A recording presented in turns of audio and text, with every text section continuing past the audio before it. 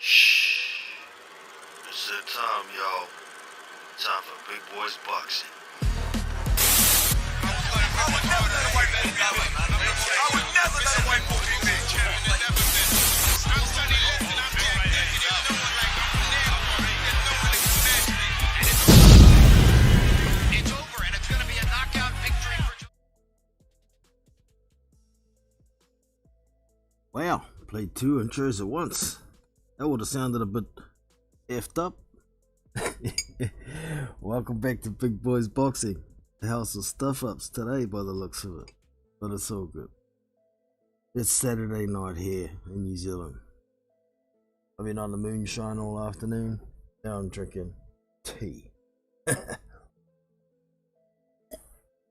So I hope y'all are doing well. Tonight, bit of a chilled show. Post weigh-in earlier today.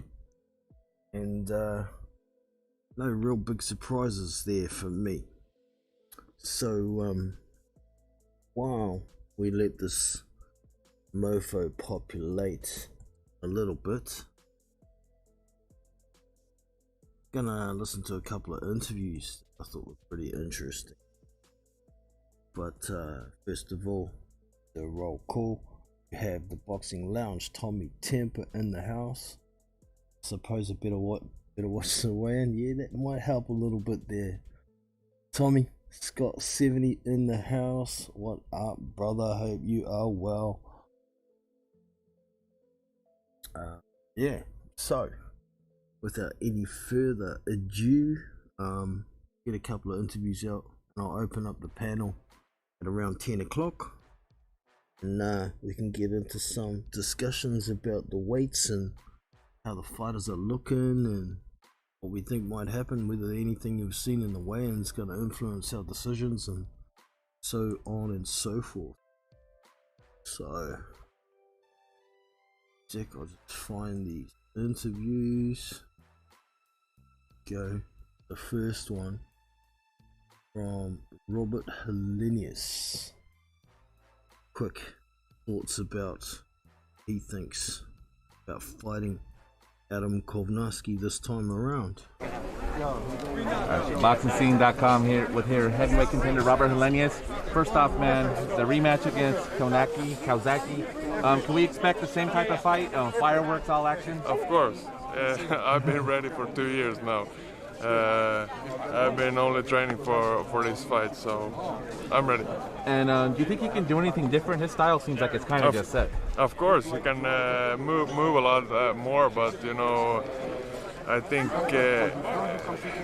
it's hard when you're a bulldozer to just start boxing. You know, it's kind of difficult though. So. And you guys headlined a big card in front of a lot of his fans. This fight is Tyson Fury, it's Deontay Wilder. How do you feel about fighting in Vegas and on such a big card? I don't care where I fight. I just fight. I live to fight, so that's my thing. But do you like that it's on, Vegas? A lot of people, that's their dream to fight here. I don't. It doesn't matter. It doesn't matter. The fight is the purpose, So I don't. I've been fighting all over the world, so But I have to think it different. But I know that a lot of you probably wanted the fight sooner, but because there's weighted, it's going to be full of fans and everything. Does that make it better? Do you get motivated when you hear the fans? Anyone for J-Wack? I'm grabbing while you got Yeah, of course it's nicer to box with a big audience. It's nicer, but I've also boxed with only a couple people, so it's I don't care. Either way. Okay. I don't care. I know you got to run. Any last message for all the fans out there? 9th of October, it's gonna happen. Knockout again? Yes. All right, thank you. There you have it from the Nordic Nightmare, Robert Helenius. Hard for a bulldozer to suddenly be able to change up his game, and I agree to a certain extent. But it's amazing getting knocked the fuck out can do for your mentality when it comes to fighting a big puncher. And that's not kid ourselves, that's what Robert Helenius is. He's a big puncher, and I think he's a better boxer than Adam Kovnarski. All we've ever seen pretty much from Kovnarski is bulldozer So I can understand where Hellenius is coming from. Hopefully you guys did hear that. Let me know in the chat that you could hear that interview. I tried to go and check, but it cuts the video out as you heard.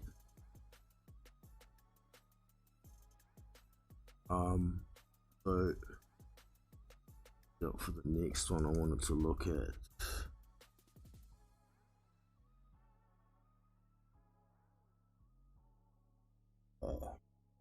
Frank Sanchez books at Jugba. We'll have a quick listen to this. I didn't think he spoke English, I thought he spoke Cuban. But we'll have a look. See what we got. Quick look before I start that. You guys could hear that. Loud and clear, sweet as. Thanks, Tommy. Plant-based boxing in the house. Good to have you on, brother. We're just going through some interviews. This Frank Sanchez one is the next one. So here we go. See what he has to say about fighting a Jugba. De los mejores. Tengo buenos trabajos de pierna, buenos movimientos de pierna, sobre todo la velocidad y la explosividad que tengo, pues eso son cosas que lo va a fluctuar a él y ahí es cuando lo voy a noquear. He knows because he has the good ring movement and you know foot movement because of the Cuban the school. Yeah, and that's how he's gonna take advantage of him. What did you guys think of Usyk beating Joshua? ¿Qué opinas de que Usyk le ganó a Joshua? Quizás fue una mala noche para. Yeah, right. We're not going to get too much out of Frank about the fight because he doesn't speak English. So, yeah. We'll just move on to the next one, and the next one is FA talking about the fight. So that'll be a little more interesting.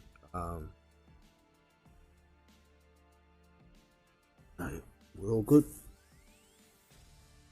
Right. Next interview, FA Jugba.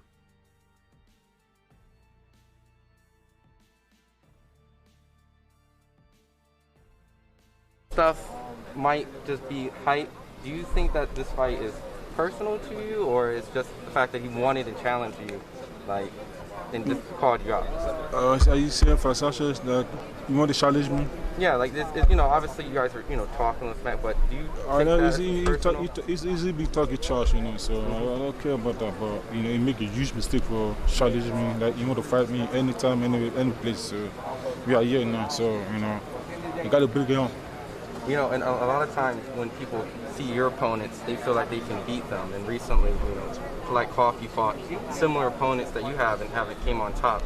Do you think that you're not getting the credit that you deserve with the opponents that you're beating until they face them and realize, wow, that thing's really good. He's actually getting these guys out, and the other prospects can't. Man, you say it too much long, man, bro. You say it too long. You have to cut it down. Yeah, well, do you feel that you're not getting the credit for your opponents and they'll eventually credit? Yeah, like your opponents that you're facing? Well, this is a fight. I'm not going to give credit for. This is a fight, so after the fight, I don't give anybody credit. But do you think they give you credit for Of course, they can give me credit because it's like everybody's thinking about my power. It's not a power. It's very explosive. So all I think right now, I'm not going to think about knockout. So I'm going to do my best. I'm going to do my boxing, everything. Do you think he underestimates your boxing ability? Does he underestimate your ability to box? Yeah, that's what he is. That's what he did. That's what he tried to do. He tried what he's trying to do, he tried to work on my right hand because, I'm not working on my right hand. If you stay in front of me, that's when the right hand comes. Will you be ready for a Did you get any extra title? motivation by him calling you out? Like, did that make you train any harder? Yeah, I train hard because I be with Tasafori Camp, train with a top dog, so train with them, inspire them to get prepared for this fight. You got a round prediction? Do you have a prediction what round you're going to knock him out in? Well, I'm not planning a knockout, bro. I'm not planning a knockout. So whatever it is, it's just one shot. That's it. I'm not planning a knockout. So I'm not going to say I'm not going to knock him out. He has to do his best. Will you be ready for a title after this fight? Will you be ready to fight for a title after this fight? After this fight, of course. Year 2022. All right, thank you very much. Good luck in the fight. Yeah. Stuff. Wow. FA sounds a little bit pissed off. Uh-oh. Could be in trouble there, Frank. So yeah, Frank's a little bit heavier. He's been creeping up in weight for a while. And FA's a little bit lighter than he has been the last few fights, so is Frank's tank gonna be a problem? I think he may need it. And you know, I was picking Frank Sanchez prior to the weigh-in. Am I still gonna stick with that? We'll have to find out later in the show. Once we get a few panel members on, I'm gonna open it up at around 10 o'clock. And right now it is 9:55, so 5 more minutes. And we'll Might just be hype. Do you think that this fight is personal to you, or is out of that? So yeah, we'll just check out one more interview before I start opening it up, and we can get some discussion going, some stats and numbers and all that jazz. Yeah. Except for Teofimo Lopez wants to give an opinion on the fight. Quick talk about Kambosos. Might cut off before then. Talk about his opinion of the fight. Let's go. But I had him as the edge. I feel like a lot of us, some believe that Fury is just going to do it again. The way I seen this, man, it's kind of interesting. However, yeah, I still believe Fury is going to win, but I really believe that we're going to see a very good stylistic Wilder this time around. Something different. Yeah, so some sports pundits are saying that there's a possibility that he might actually sign with Eddie Hearn long run. Is there any truth to that? Yeah, no, it's okay. He might sign with Hearn long run. Any truth to that? Oh, for me? Yeah. Oh no. I did a deal with ESPN directly with Takeover Promotions, and I'm partners with Top Rank, and it's for 2 years. So, and during those 2 years, there is a contract, so I can't breach that contract. You know, so. Okay, yeah, he's the shambles of his fight with Triller, and yeah, so he thinks we may see some significant changes from Wilder. It's certainly possible now, isn't it? It's been a long enough break. I mean, it was February 2020 when they had their second fight, wasn't it? So it's nearly been a year and a half, 19 months. So,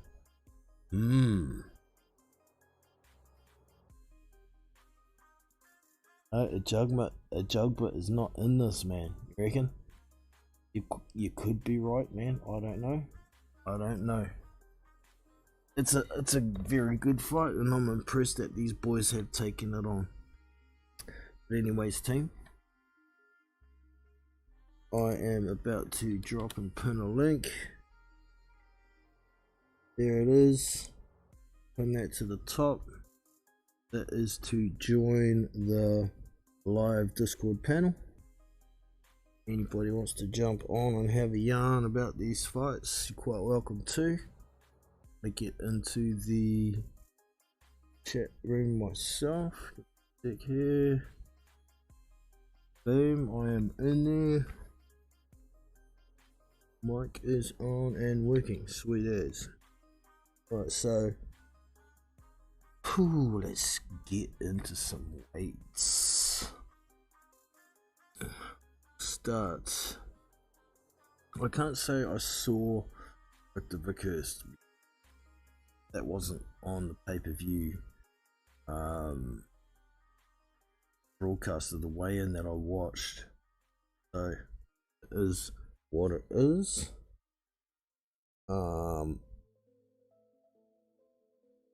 And we have a Scott 70 in the house. How are you today, bro? G'day, Jono.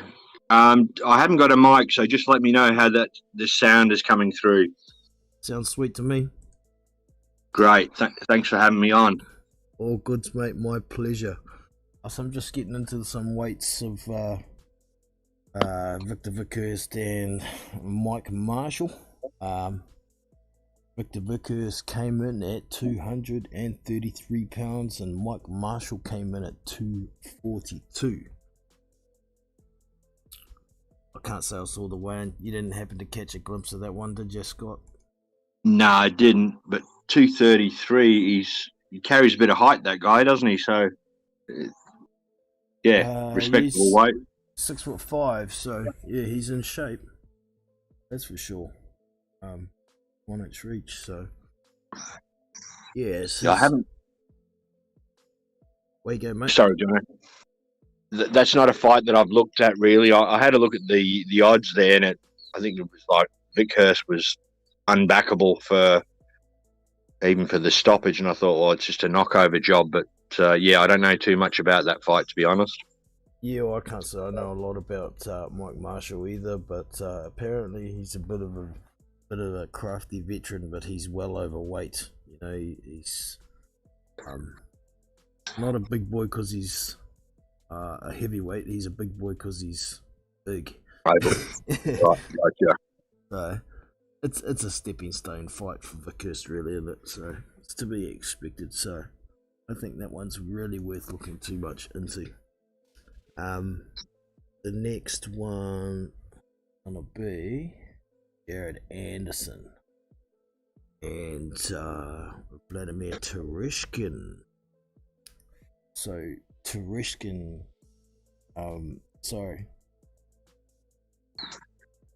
Jared Anderson came in at 240 pounds, which is a little heavier than usual for him, but not too bad. Vladimir Tereshkin came in at 256. He is a big unit, and they both looked in pretty decent shape to me on the scales. I did see that, yeah. Yeah, so what did you think? Well, I don't know anything about Tereshkin to give a fair and valid comment, but I had a look at his box rec, and you know, it was incredibly padded. He's only had the one loss, I think, but he was he 22-0 up until a loss, or I could be wrong. He's got 22. He's 22-0, but he's got a draw on his record. He's got a draw. Yeah. Okay. Yeah. Yeah. Looking at all that. Yeah. It's to someone I don't even know the name of either. I think so. But he has fought in a lot of different places around the world. Just nobody of note, really. Yeah, I've got big raps on Jared Anderson there. So, what is it? 6-8 rounds, or? I think it's an 8-rounder. Have a quick look here. Yeah, it is an 8-rounder. Yeah, Jared Anderson to get the KO. Round 6 will be my prediction. Ooh, that's exactly my pick too. And we have Tommy Tampa from the Boxing Lounge in the house. How are you today, bro? How are you guys doing? Doing good, mate, myself. Good, Tommy. Did you manage to watch that weigh-in quickly, did you? I did. It was a bit boring, actually. yeah. I was expecting some fireworks or something. He just flicked through to the weights, and the rest of it was boring. Wasn't, you know, a bit of a yelling match between the two at the end. Did he get his t-shirt off, did he? Fury did it. No, he doesn't want to show. Doesn't want to show off it. I mean, his ripples. He's never been body beautiful or anything, but I think he is kind of hiding that he's actually lighter than he was last time.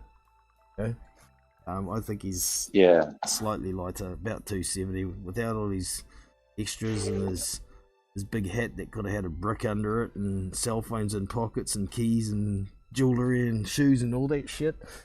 You know.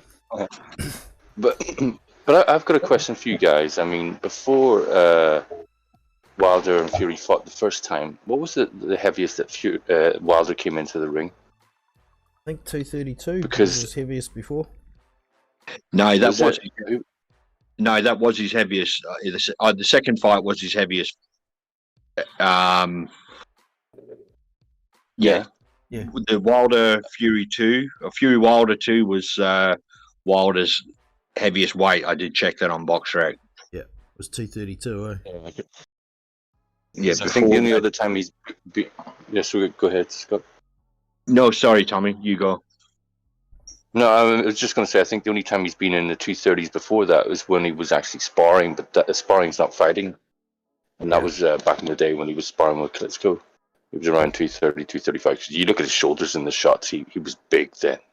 It's very big. Yeah. But anyway, the point I was trying to make is he weighed in at what, 238, 239, something like that? It's the best part of 240. Yeah. Yeah, right. Now he's talking about what he can bench press. But the thing about bench pressing is you do it on your back, your punch on your feet. There's a big difference. And what I'm really getting to is the transfer of energy and power. It comes through the feet, the legs and the hips. If he's been skipping leg day, all that doesn't mean jack. Because if he can't transfer the power, and he's heavier as well, if he's Yeah. Is he going to wear a light robe on the way to the ring this time? Apparently he's still wearing a costume, but it's a lot lighter. But that was going to be one of the points I was going to get to. I wouldn't mind Wilder being the weight he is if that extra weight was put into his legs, because that's the problem. Yeah.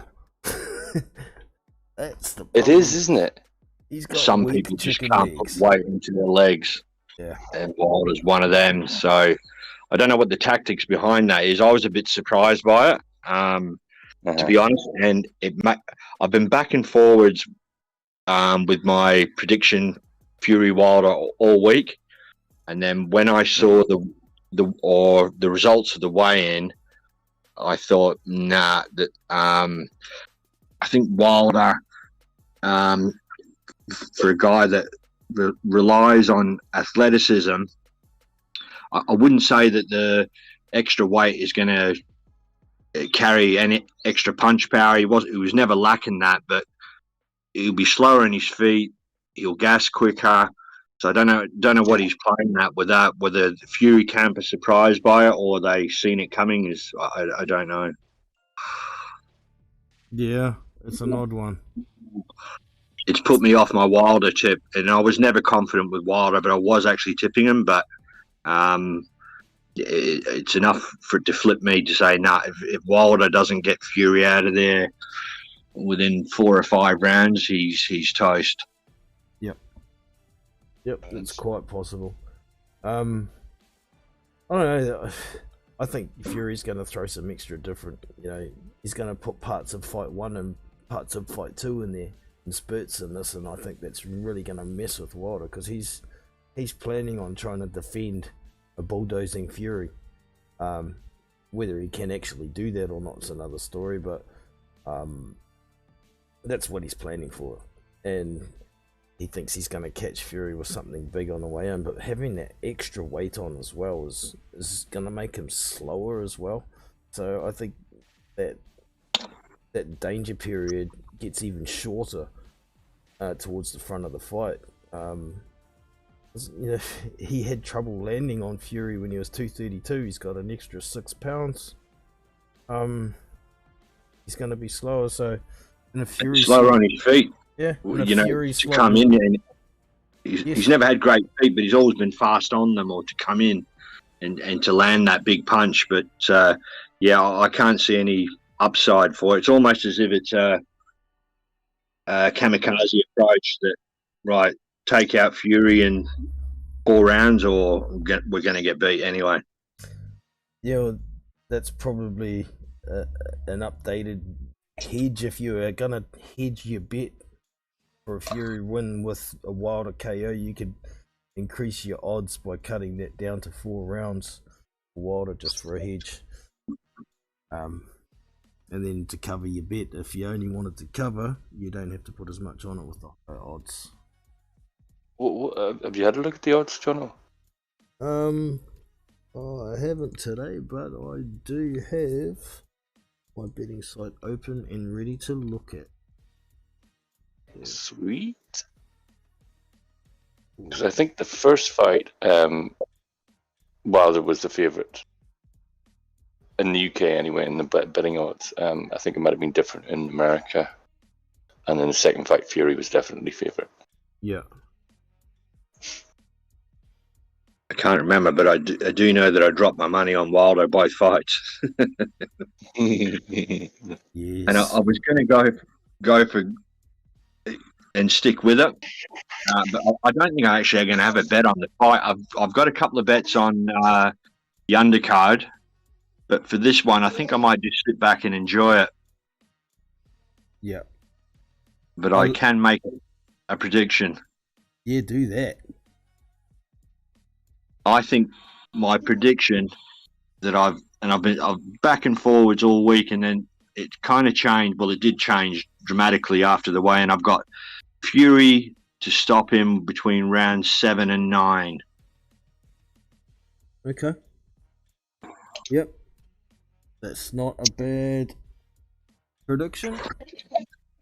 I'm trying to be an exact prediction just for the channel, but I do have a group round bet on as well. But I'm picking Fury in round 9 TKO. I'm not far off. Yeah, pretty similar to mine. So yeah. Have you got a quick pick there, Fury? I mean, Tommy. Tommy Fury. Has Fury made a prediction himself? Has he picked a round? Not that I've heard. Okay, well, what was it? The second fight? What was it? The 7th round? It was stopped. Yes. Oh, was it the what round was it? 8th. Yeah, it was. Was it 8? Yeah. 7. Oh, was it 7? Well, I'm gonna go 5 this time. Okay. I reckon he's going to try and do it earlier, but I reckon he'll do it 2 rounds earlier. Okay. Maybe 1. Yeah. I went a bit longer because I think Wilder has taken his training camp more seriously, and the extra weight may give him that little bit of extra durability, but yes, man, it's still a fight, could go either way. Oh yeah, all day. I mean, the thing is, in the second fight, Wilder actually landed, I think it was the first or the second round, and that buzzed Fury quite badly, and he admitted it after the fight. He said, that one really hurt me. He said, if I was hit again, I could have been in real trouble. Yeah, well, there was a punch in the very first round that just missed Tyson Fury, and that was a big punch. If it had landed, he might have been on his ass in the first round, and that whole fight could have changed direction from that point on. Yeah. So there's no doubt. I don't think anybody argues that Wilder's power is overrated. If he connects with something, it's getting hurt. But it's the delivery of the power that's the problem from my point of view. I don't think his power is overrated. I think it's just that it's not consistent. You know, he needs that distance to get that right hand off, and if he doesn't get that distance, I mean, there is the rare exception of when he knocked out Ortiz the last time. That was a sweet punch, and he was pretty much standing straight up when he threw it. Yeah. But apart from that, he needs that distance to really get that monstrous power in. Yep. Take it. Yeah. And if I can just add to that, he's always been used speed on his feet to close that distance and land the right hand, and you would think that being the weight he is, that would only slow him down, you know, and it would sort of kind of I'm not sure what their tactics are with coming in so heavy, you know. It doesn't seem a natural weight for him. Well, I heard Wilder say that he because he's been doing his benching and he's carrying that extra weight, there's not going to be Tyson's not going to be laying all over him without him pushing him off. Okay? That's not going to be happening, I think, were his words. Like that. I think he's getting bad advice. Look at Fury. Yeah, you still need legs for that. Yeah. Yes, big time. Look at Fury versus Chisora 2, where Fury was manhandling a 250 odd pound Chisora. He's a master at it, you know, using his weight. And Fury 2.0, the older, bigger version of Fury, is even better at it. So if he thinks he's going to wrestle and out muscle Fury, it's not going to happen. I can't see that. You know, just for instance, nobody could tell me that they think Deontay Wilder is physically stronger than Derek Chisora. He's like a freaking mule. That he's only small when it comes to height, but he's strong, man. Absolutely. Yeah, no center of mass as well. Yeah. So, yeah, I think a lot of it does come down to the legs. Even when you're trying to push people off. No, not just punches. But anyways, I've got these odds up here, so we'll just have a quick run through these. We've got Tyson Fury paying $1.36 just for the win. And Deontay Wilder paying $3.25. This is with Bet365 at the moment. For points or decision, Tyson Fury is paying $1.95. Deontay Wilder $3.75. Be more for that. Yeah, Wilder on points, because that's not going to happen. No. With the head-to-head odds, they've been, since they opened when, well, that was 18 months ago, wasn't it? Or basically, as soon as they triggered the rematch, Fury in decimal odds has always sat around $1.28, and it's been pretty consistent across all the books.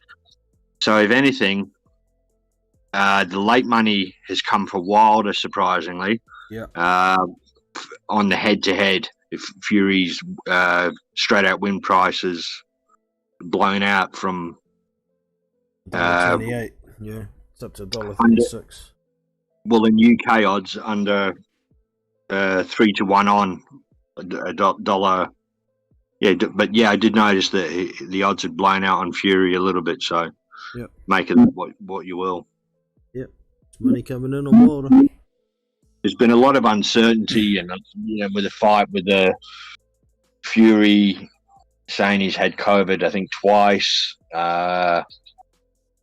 Fury essentially trying to get out of the fight for his own reasons, and it's created a bit more interest in the fight than I think there otherwise would have been had there been an immediate rematch. Yeah, it had happened when it was supposed to happen.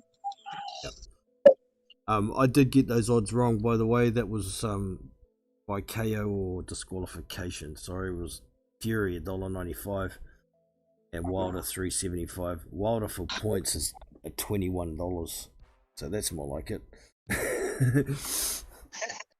$3.75 on points for Fury, which isn't a bad bet either if it manages to go that far. But might be chucking your money down the hole. Going for points, I think someone's getting knocked out in this fight. I think so. I think so. All right. How do you guys? Just a quick one, Johnny. How do you guys think the press conference went? Because I actually thought that Wilder carried it off quite well, considering he, taking a beating in the last fight. Yeah, I think Wilder did do quite well at the presser. Didn't let Fury rile him up. Fury was trying to get some bites out of that JD's thing, but no bites there, and I think it pissed Fury off a bit that he couldn't wind Wilder up. And you see he was trying to wind him up again at the end of the weigh-in, but I think that's frustration from Fury just not being able to piss Wilder off this time. Thoughts, Scott? Might play to Wilder's advantage. Oh yeah, possibly. But I don't know, man. Fury's a gypsy, and gypsies are good at messing with people's heads, and I'm sure he would have had it done to him plenty of times in his life, so nothing new to Fury. But, there's always that element of who handles the occasion better on the night as well. There's all the talk and all that, and there's almost 2 years of talk, and that actually who handles the occasion. And Fury does like the big stage, but he also likes going in as an underdog. And he's a clear favourite here. And up till a few weeks ago, I could read stuff and people say, "Oh, we don't need to see the fight" and stuff like that. But it seems to have gained a bit of traction, and there's that unknown with Wilder, that one punch equaliser that Fury will be well aware of. Indeed. I expect Tyson to stick behind his jab a little more the first couple of rounds this time around. But Kronk jab, stepping into it, That jab was devastating when he landed it last time. Need to see more of that. Yeah. So we better jump into this Ajagba v Sanchez fight. These guys, Frank Sanchez weighed in at 240, which is a little heavier than the last few fights. He has been creeping up in weight for about 3 years slowly. And FA weighed in at 237, which is slightly lighter than his last few fights, but not by a lot. So, like I was saying when I first jumped on, this kind of makes me think twice about my pick of Frank Sanchez. With that extra weight being creeping up, if it goes long as his gas tank, all his movement and high volume jab and whatnot gonna be gassing him out. I don't know. It is only 10 rounds, which I was thinking the same thing, but it's 10 rounds, not 12. Sanchez is my tip there, not with any confidence at all. And any tips that I give here, just remember, anyone who's listening, I picked Campbell Hatton as a special to score his first knockout there last week or the week before. So that's how good my tips are. Completely. Been a while since you've had a casual on the channel. That's why I thought I'd jump on. So, but Sanchez is my tip, and I think a Jagba at 237. You know, that's a nice weight for a guy 6'6". That's how they should be coming in. I'm not a big fan of the, unless their body type is they can't help it. Yeah, or Nathan Gorman coming in at 280 and stupid stuff like that. But 237 for a Jagba. He looks like he's ready to go the distance. Although I can't see him outboxing Sanchez unless he scores a knockdown to get a points win. So my prediction there is a Sanchez points win. I've got a question mark over Sanchez's punch power as well. I had a look at his last couple of fights, and he fought a guy, Rodney Hernandez. Yep. Who was coming off a loss to who's that fucking monster? The big Russian Canadian guy. Makhmudov. Yeah. And Hernandez was taking everything he had and was actually, saying, give me more. But he eventually got caught with something. I don't think he saw the punch, and it sent him through the ropes. But Hernandez also noted been knocked out in 2 rounds by Tom Schwartz. He told us. Oh, dear. Yeah, he'd been stopped in 2 rounds by Tom Schwartz 3 years ago. And then I had a look at his very last fight, which was a guy, Aguilera. Nagy Aguilera, yep. Yeah. And he let his hands down to complain to the ref, and Sanchez had a free shot at him. I'm not sure how it connected, but it didn't do much to him. And I think in the 6th or 7th round, Aguilera claimed a foul shot behind the back of the head, and on replay there was nothing in it. He just wanted out of there. So yeah. I've got a bounced bit off of a his shoulder or something, didn't it? It did, yeah. A slight question mark over punch power for Sanchez, but if you connect, you connect. So yeah, Sanchez points with not much confidence is my prediction there. Yeah. I've got Sanchez on points as well, but I've got no confidence in that anymore. I've heard quite a few people think that Sanchez might stop Ajagba late on because Ajagba doesn't have the best gas tank at times either. But I don't know. I think they might be pretty close to even with their gas tank issues. Frank with that extra weight now, and he doesn't use a lot of energy. Ajagba, he's sort of, he works off the jab, looking for the right, simple but effective, and he doesn't seem to expend a lot of energy. He doesn't throw a lot of punches. So, yeah, interesting fight. Proper 50-50. So, Jagba, I think I can't see Jagba winning on points unless he scores a knockdown. But stranger things have happened. Yeah. Got some thoughts there, Tommy? Yeah, I was just actually watching FA Jagba's highlights while you guys were talking. I mean, I've seen him box just a little bit before, but he kind of reminds me of a very young David Hay, the way he used to box. You know, with the power and David Hay used to box a little bit with the jab, but he was very limited back then. He was very right hand dominant. But yeah, just watching that Brian Howard, that punch was a nice punch. Anyway, I'm going to pick a Jagba to win, but probably on points. Okay. Ooh, that would actually be worth a bit as a bet, I reckon. We're just paying 6 to 1. 6 to 1. Ooh. $7. Oh, that's a low shot. Whoa. That would have to be multiple knockdowns, I think, and then get the win. 6 to 1. Would have to go the distance. 6 to 1. And you throw a $5 on it. $30. Home fighter. Or not? What was that? Is Sanchez the home fighter with the broadcaster or not?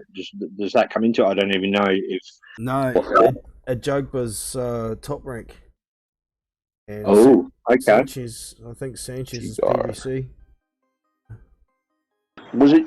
You mentioned a draw there being a possibility. I think that's in play there with those two if that goes the distance with two unbeaten guys. Ooh. Yes. I don't know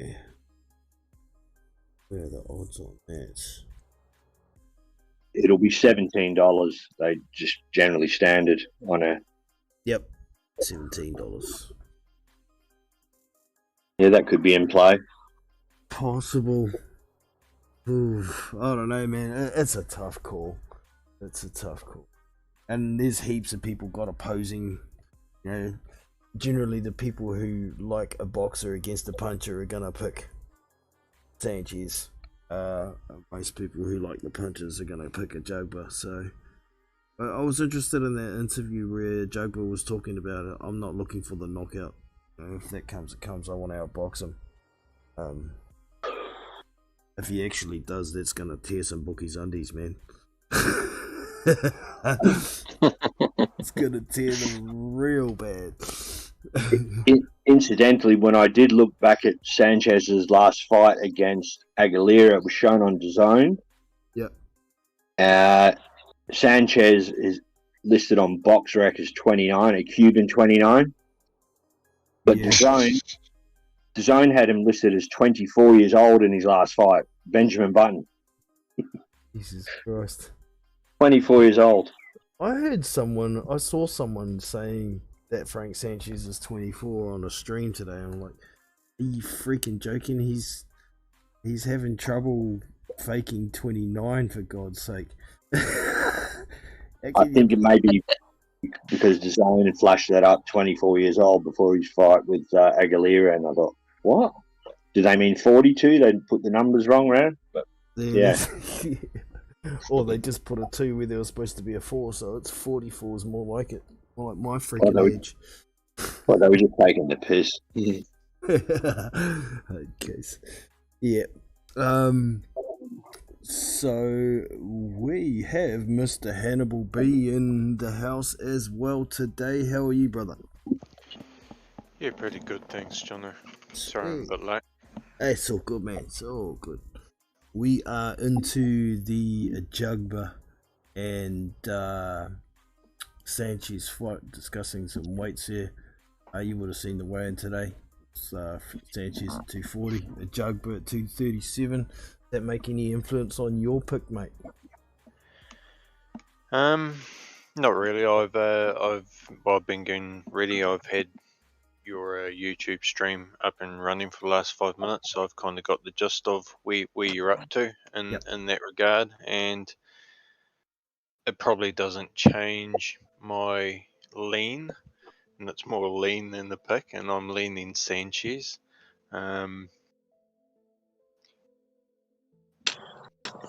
Probably decision, but once again, yeah, he's definitely capable of the knockout, and I see a lot of places they actually have him equal at $3, paying $3 for both the decision and the knockout even. I've noticed So that as well. bookies Yeah, basically on the fence as well. Like me.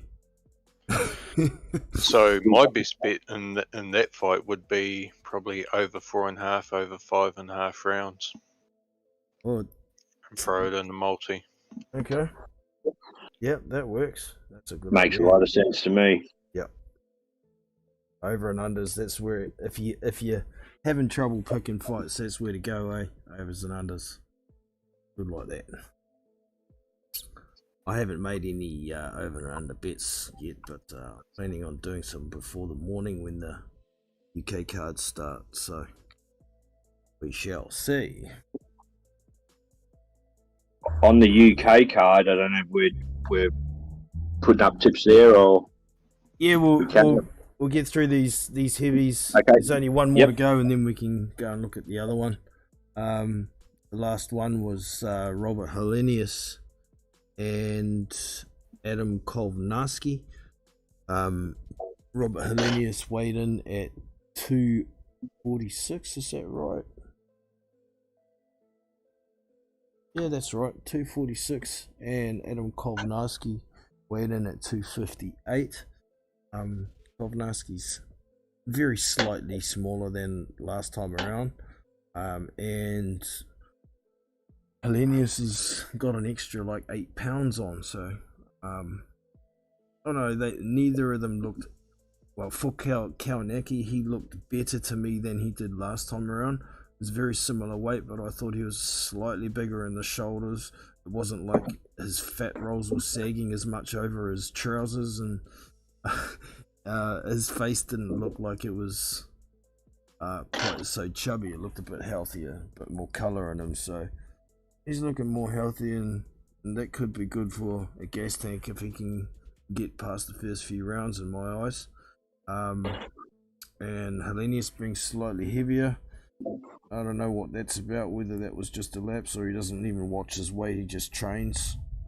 He has been in camp with Deontay Wilder, so he would have been getting some quality sparring in there. Yeah, who wants to kick off their thoughts for that one? I can give you my tip. Where you go, Scott? I've gone with Kawanaki to get the KO here and turn the tables on Helenius, but not with a lot of confidence. Reasons for my tip on Kawanaki is I think there's a bit of an age factor there with Helenius. There was in the initial fight. I'm not sure how the initial fight came about, why they why Kawanaki chose Helenius as an opponent. I don't know if it was for a ranking or a belt or a money spinner. If anyone knows, I can't remember. I think it was just for name recognition, and he knocked out Gerald Washington, but Gerald Washington knocked out Helenius, so he obviously thought, oh yeah, I could do worse to him. But where you go, carry on. Yeah, so the matchmakers must have thought that Kawanaki, and it was in a home crowd in Brooklyn, that I think it was a pay-per-view. But I've been riding Kawanaki's coattails on the KO bets for the last few years while he's been coming up. Yep. And I got caught badly on the Helenius when Helenius, yeah. I think Kawanaki, from memory, was as low as $1.06, which is about 16 to 1 on Tommy in your odds. You there? If Tommy's still there, or UK odds, Kawanaki was almost unbackable, and they were, hindsight's a great thing, but He was way too short. He opened up short in the betting. He was $1.33 or 1-3 in UK odds, but all the money has been for Hellenius in the last week. Yeah. All the money's been for Hellenius. People's thinking either Kanaki's too short at the price. And in the first fight, I'm not making excuses for Kanaki, but when the start of the end came in it was the fourth round, was it?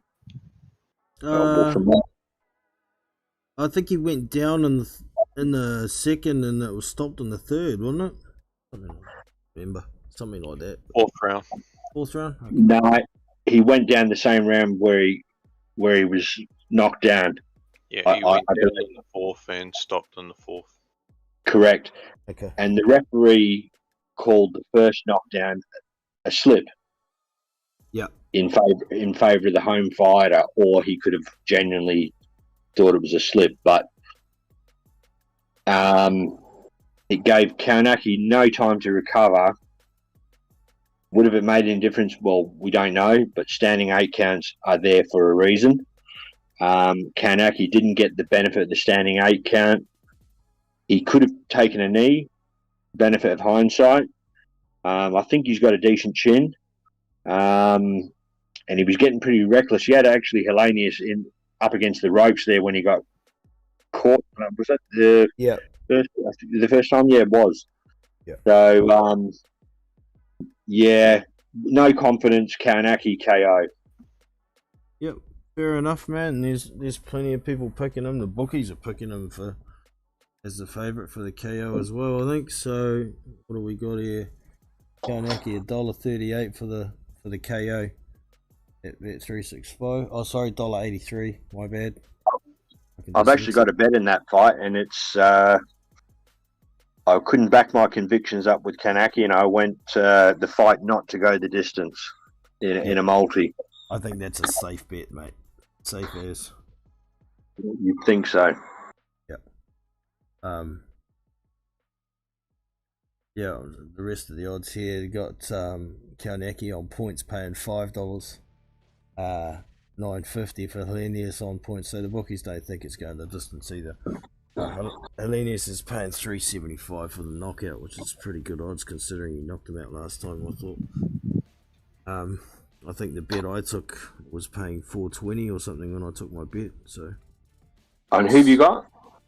I had Hellenius by knockout, but my pick for the channel was around 4 for Hellenius.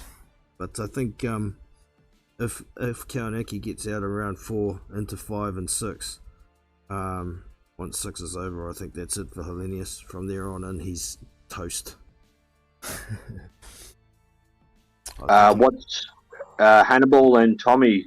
You guys got tips on that fight? I don't think Tommy's with us anymore. Tommy's gone now, yeah. Thanks for dropping in anyway, Tommy. But where you go, Hannibal? Leaning Hellenius via stoppage. I definitely don't think it goes the distance. Both guys will be lying on the ground before it goes the distance.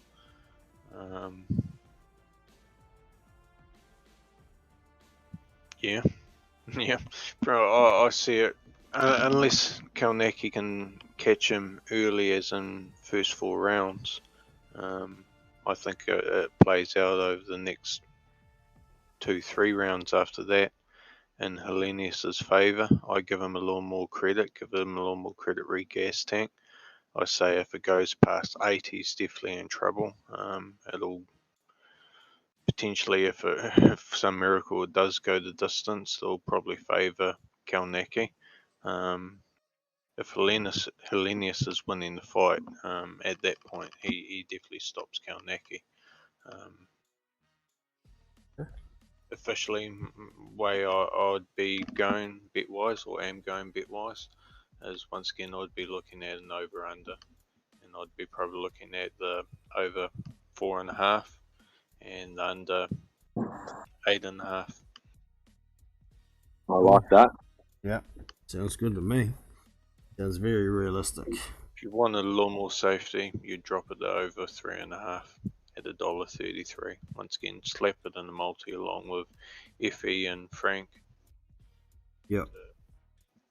And that boosts the odds quite some. But, yeah, very interesting fight, and like you guys are saying, I don't have a hell of a lot of confidence in my pick either. I just know that it's hard for a bulldozer to turn into a mover. I thought he looked good on the scale. He did, for Kalnecki. Like, Kalnecki, yeah. He's not a bodybuilder. But I was thinking I hadn't seen him that good since he fought Artur Spilka. That's a long time ago. I think he was in the 240s then as well. So, dude's only 6'2", we got to remember. If I can just throw into that, if he really has, and I'm sure he would have, spent the last 19 months or 18 months or however long it's been just tweaking a little bit of his defence, and I'm pretty sure he'll start off more cautious than he did the last fight, Kanaki. Yep. And if he's been able to add a bit of defence via head movement, which he's had plenty of time to do, that sort of, yeah, well, if he hasn't, he's fucked. Yeah. Yeah. So, a lot of people seem to have written off Robert Helenius over the years. But he hits freaking hard and powers last to go. Kalnecki definitely should come out a little bit wary. I don't expect him to come out guns blazing unless he manages to get the upper hand somehow in exchange or something early on. That's where I see Helenius between 4 and 8. Kalnecki, if he has employed any head movement, that's probably going to be in your first 4 rounds. He's going to start getting tired, start falling into the old Kalnecki, and that's where if anything's in the gas tank for Helenius, he gets the stoppage. Yep. Fair enough. Alright, so that's that heavyweight card covered. Well, the heavyweights on that card. We wanted to drop a few tips maybe on UK card tomorrow. Starts with Solomon Dacus. I think it's disappeared. It does. Got another card here. Separate card. Peter Kadiru. He's fighting. Shit, I didn't even know. Okay. Spotted that. Alright. Catching up on news here. Where's the Solomon Dacus one gone? It's gone off my odds for some reason. Anyway, Solomon Dacus is fighting Kamil Sokolowski. Yeah, a journeyman who's fought every up-and-comer, and it's worth mentioning. It's an interesting fight. Sokolowski's only been stopped 3 times in his career, and Dacus is only in his 3rd fight. So, it's interesting. I think Dacus has got enough to outbox Sokolowski. But, I hope Sokolowski doesn't get robbed, because I think he should have couple more wins on his record than he actually does. He's a hard journeyman. So yeah, he beat Avanesian pretty comfortably. I think that might have been his last fight. Sokolowski. Okay. I could be wrong. Might have been 2 fights back, but the English prospect, David Avanesian, the big muscle guy. Yeah. Yeah. And rounder, referee decision. Yeah, daylight robbery as well. Yeah. No one had Avanesian winning that. Although I was very glad, because I had him at short odds in my multi, I might add. Okay. So Dacus is weighed in at 227.5, and Sokolowski's in at 239.5. some of y'all might not know much about Solomon Dakers. He's new to the scene. 6'5", no registered reach, so I'm guessing he's probably about a 79, 80, 81 inch reach, somewhere there. Kamil Sokolowski, of Polish descent but lives in the UK these days. He's Orthodox, 6'1", no registered reach. But he's 10, 22, and 2. Wow, I didn't think it was that bad. It's only been stopped 3 times, so yeah. Be good to see Solomon Dakers and see how he looks on the big scene. I haven't seen much of him besides a few highlights myself. But yeah, I'm looking in for the decision win. Yeah, there was some question there over how many rounds it would be up until I think today, and it was confirmed as 8 rounds because they did. One interview I saw, and it was probably the only one. Dakers himself, it could have been from a month ago though. He said, I don't know if it's 4 rounds, 6 rounds, or whatever, but apparently it's 8 rounds. So yeah, it's listed on Boxer Akira as 8 now, so it wasn't yesterday. Yeah, it'd be interesting to see how much ambition Sokolowski goes in there, with whether he's there to play the journeyman role or whether he's there for the win. He's certainly he's got a good chin, so you know he can take risks, Sokolowski. Yep. But he is limited. He's not young, and you've probably got to look back and say, well, he did get beat by Lucas Brown, which was the last win that Brown had before the Dave Allen fight, 6-rounder, close decision. But you know, if you're going to get beat by Lucas Brown in a boxing match, I think Dakers is on a completely different level boxing wise. From what I've seen, he's a Team GB product. Looks pretty light on his feet. Like you say, he's only 224 pounds, is he? Something like that. Yeah. Young guy. So you'd think he'd have no problems with the 8 rounds, and yeah, should win it on his own merits. But I'll I need Dakers for a win, but I'll go for my prediction. I'll go Dakers or Daiquiri, sorry, whatever he's pronounce it. Yeah. I'll go decision win to Solomon to Sol. Yep, fair enough. Your thoughts there, Hannibal? Yeah, I'm also backing Solomon to get the decision win. I do expect him to try and put it on his opposition at some point, but I think he's too durable for Solomon to get him out of there at this point in his career. It is boxing. Solomon could always catch him with something and be able to finish him off, but as mentioned, he does have a decent chin. He has been robbed a couple of times. His record should be slightly better than it is. He has lost 5 of his last 6, which obviously doesn't make for pleasant reading. But yeah, I think Solomon gets the job done and goes the full distance. What's that paying? Sorry, but do you know what that's paying? The Solomon decision? Solomon decision is paying.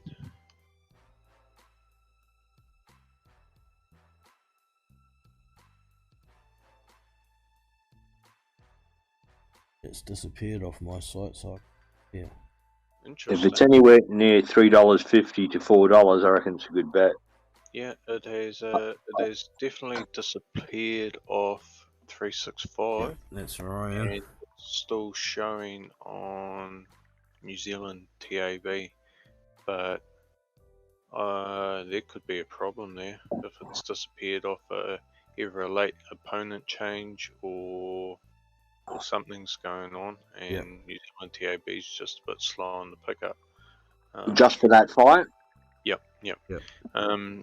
But New Zealand TAB has him at 157, and 365 would have been there or thereabouts. For the stoppage. No, just for the win. It's 4 points decision. Stoppage is 450. Okay. Yeah. $1.57. But Jono's quite right. It has disappeared off 365. I'm just trying to look it up on Betway. Yeah, likewise. I'll go to Pinnacle, have a quick look. You've got to watch that sometimes, fellas. But, I don't know how many hours out from the fight is, and they do reset the markets, but sometimes they can shut a market for betting irregularities. Okay. Well, they do. They do. Yeah, still got it up on Betway. Got Solomon Dakis for the knockout. $4.30, $4.33. They're not giving any odds on Sokolowski. What the fuck? He's not on Pinnacle anymore. Pinnacle's removed him as well. Okay. You never know. Camille's never taken a dive. He might fucking decide to have something on himself tonight, needs the money, and goes, I'll just stand on the ropes. Get a ref off cheer. I'd say something's definitely up though. Both Pinnacle and 365 removing the fight. 950 Sokolowski decision, $7 Sokolowski knockout, $1.53 for Dakis by decision, and $4.33 for the knockout for Dakis. That's probably gonna disappear, yeah. Well, we'll see what happens, but we're all pretty straightforward, similar on that one by the looks of it. Yeah.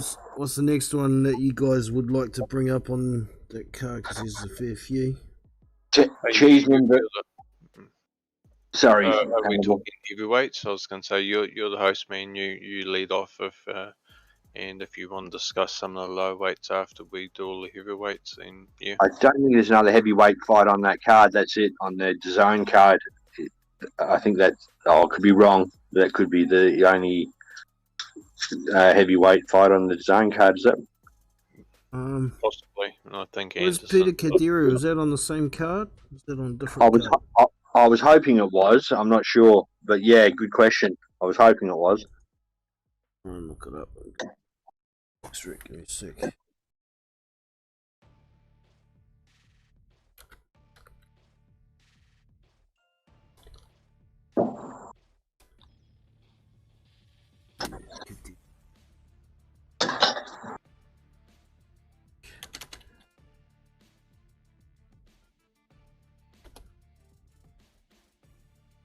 No, this one was happening.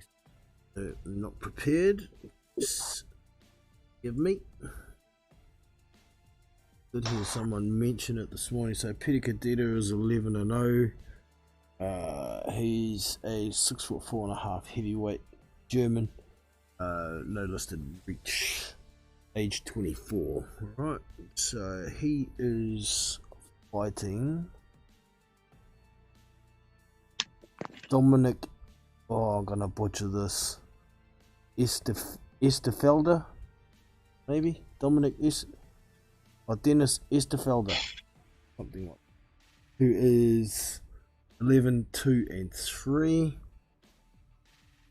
Let's have a look. Him. 2-3. Another German. So this must be a German card. Here's the event. And oh yeah, it's in Germany. Dive out and dive back in because your voices are faint. Okay, mate. Yeah, so there's a German card happening. Peter Cadetta fighting a guy that he should blow through. I don't think that's even really worth talking too much about because it won't be worth betting on either. Got any thoughts on it, Hannibal? Are you betting on that one? No, like you, I wasn't aware of it. All good. We'll leave Is that this one up alone. on 365, is it? Yeah.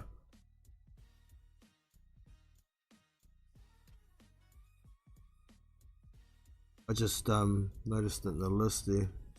Oh, Kadiru is fighting. Alright, so I'll get this UK card up so I can see who we want to be looking at. Right.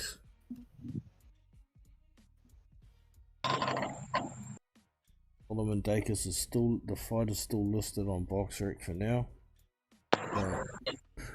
The next one on that card is a lightweight fight between Luke Willis, who's 10-0, and Ryan Charlton, who is 6-1-1.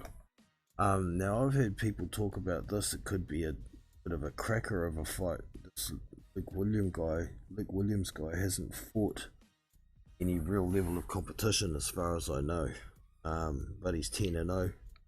He's a Tony Bellew prospect. Okay. So he's been under Tony's tutelage. 140 pounds, is it, the fight? 135. It says lightweight. 135. Unless the... Yeah, that could be right. Well, yeah, weighed in at 134 and a half. Both of them. Isn't Ryland Charlton the same guy that fought Florian Marker at 147? Tell you in just one sec. A draw. Yes, and then it is. Yes, it was is. it was his last fight, yeah. Yeah, and He he got lost by stopped. TKO. So yeah, he's Yeah, coming down in weight 2 divisions to what he's calling his natural weight. Yeah, that's a red flag He for does me. look big for that weight. He's very muscular, but he's also the favourite. But I'm backing Luke Willis to get it done. Points decision. He's not going to stop Charlton by any means. Yeah, was Charlton's last loss a stoppage? It Yes, was. eighth round. Yeah, he's coming off a loss and dropping down 2 weights. That I don't know anything about. Is it Luke Willis? William Willis, yeah. Yep. But if I was a betting man, which I am, my money would be on him. But I've got action all over the place. But yeah, I don't know. What's he paying for the win? Should be paying well. Willis is paying well, 220 just for the win. For decision, it's 320, and stoppage is $7. But he's not going to. Hey, it's boxing, but he shouldn't be stopping Charlton. Well, Charlton's just come off a knockout, though. That's the only thing. The difference between... but against a much bigger puncher, though, at a higher weight class. Yeah, gotcha. But if it's $3.25 and $4, there's not much difference if you haven't, to give you that bit of edge. Especially someone coming up. $3.20 and $7. Oh, sorry. Well, that's right. Cancel my last comment if you can. Yeah. Don't know if you can do that on a live. I'll take it back. Yeah, it's probably worth a little punt, that one, I think. Definitely. Luke Williams or Willis. It's worth a little bit of a punt there. I'll go with you, Hannibal. I'll say the kid's going to pull it off. Oh, don't get me wrong. Charlton's going to be on him the Oh, whole of course.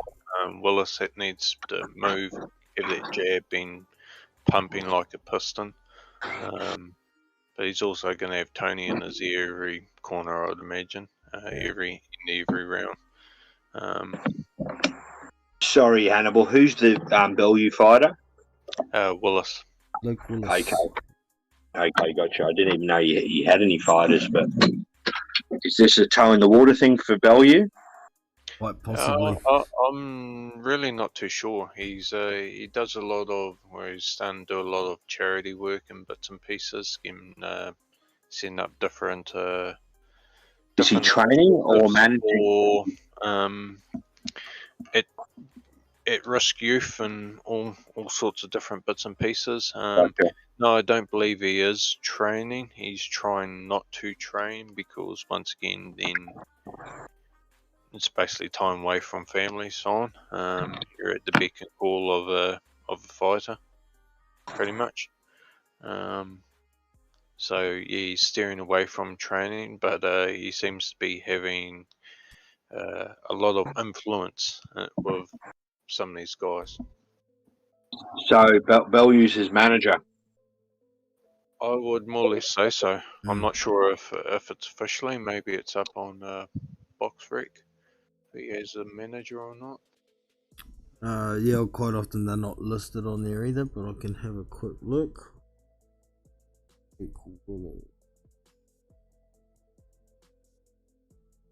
Yep, not up there. Oh, are you signed in? Yes. Oh, yeah, okay. Right, so it's not on there, but sounds like a good fight. It's like a gauge for Luke Willis. Yep. The next one worth looking at is probably going to be a real cracker and has a possibility of being the fight of the weekend even.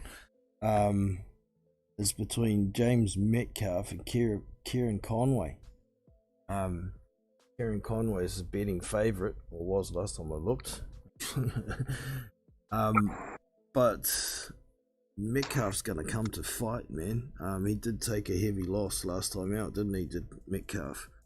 If it hadn't been for that loss, I'd probably be picking Metcalf. But in this case, I'm going to be picking Conway. But I wouldn't exactly be surprised if Metcalf can pull out a KO when he's losing on the cards. He's got a much higher KO percentage than Conway, but Conway's pretty damn slick, so it's going to be a question of whether. What weight is that at? Super welter. Yeah, 140. 140. Yeah. So interesting. I'm taking Kieran Conway on points. What about you, Scott? Yeah, I've got nothing I can add to that. I don't know enough about it. But if I was to, and I did watch the betting moves on that, they were all for Conway. He started out as favourite and then was backed in from there. So, yeah. But I'm not touching it. No, but no idea. No idea. Sorry. I've actually got a single bet on that one. I took Metcalf by KO because I just couldn't resist it. Just a little tiny one. If it comes off, it'll pull off a little bit of doshi. So he was paying like $7 or $8 when I took the bet. I see it's come right down to $5 now. That's the bet I'll be cheering on then. Metcalf by KO. That's the result we want. That'd be choice for me. It'd mess up some of my other multis, but it'd still make a little money. What do you need, Hannibal, in that fight? Do you have it? I've Conway for the win. Makes it pretty hard to cheer someone on then as a neutral. It's all good. I've got two multis that have got Kieran Conway just for the win in it. So I'm easy either way. It should be a good fight. Conway isn't stopping Metcalf.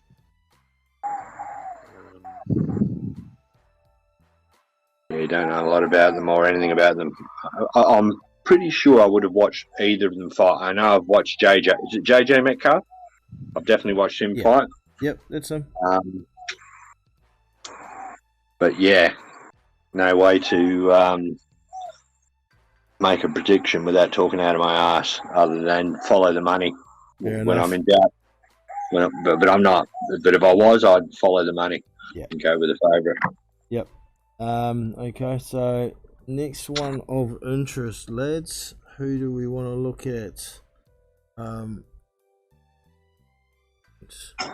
hear Shannon Courtney missed weight. she's lost her belt on the scales, but she's still Sorry to fighting. interrupt you, Jono. Solomon is back up, still same opponent, and yeah, so it's back there. Sweet. That's good. Any odds change to that?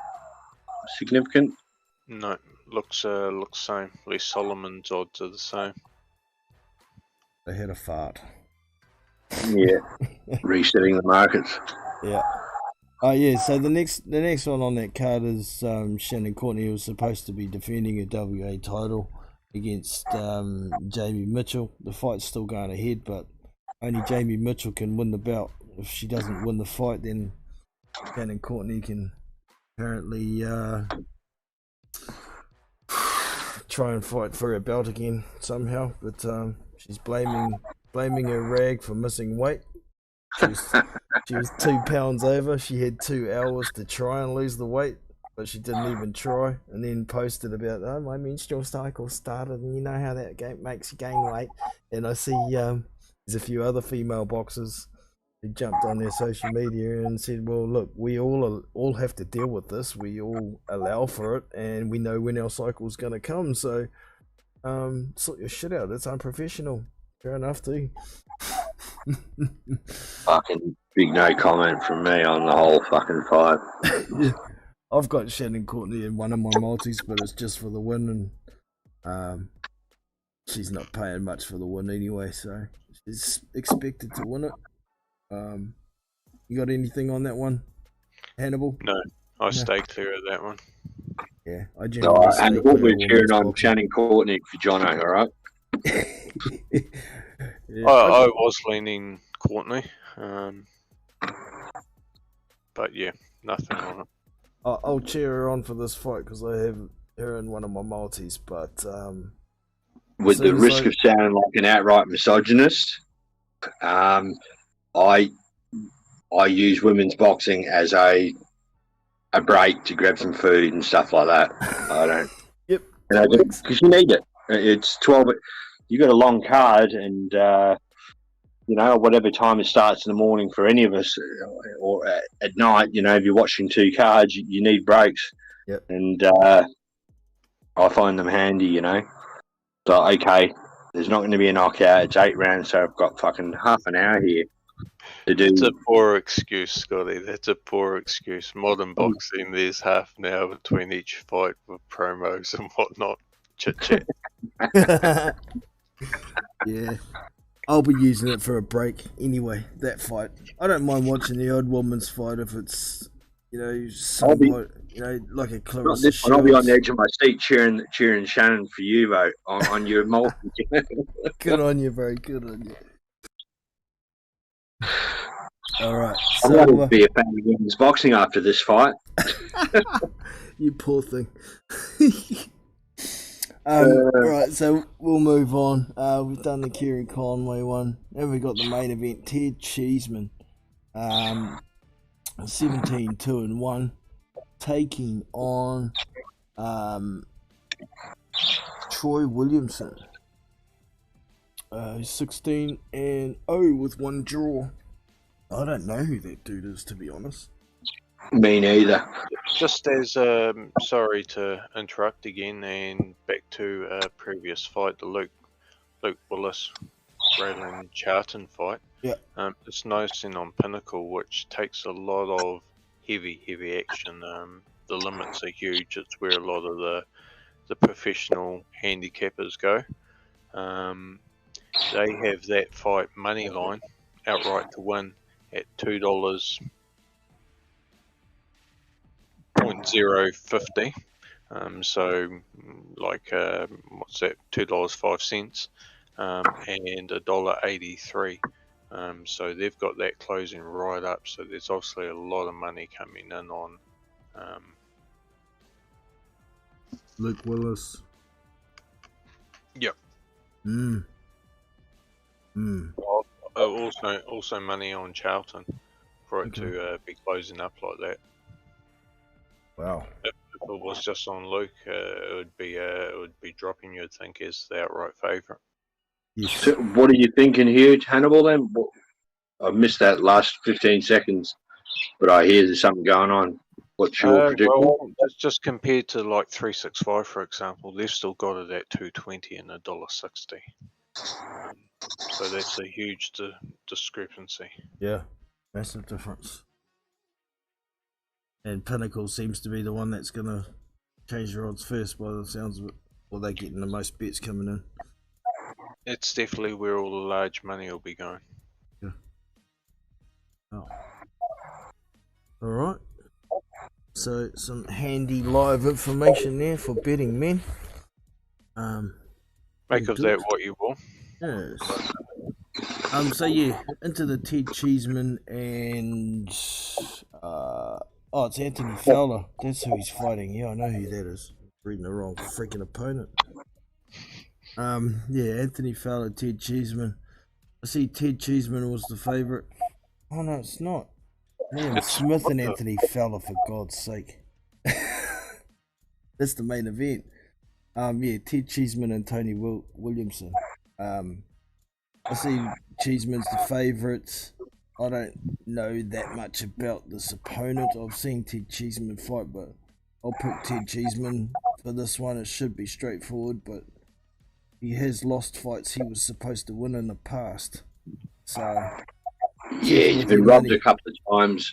He's got a lot of public support behind him there. They wouldn't rob him again. And oh, sorry. Yep, go on, John. Yeah, you're good. Yeah, I don't think they rob him again. Okay. You know, at the end of the day, because they've got to front up to the public, and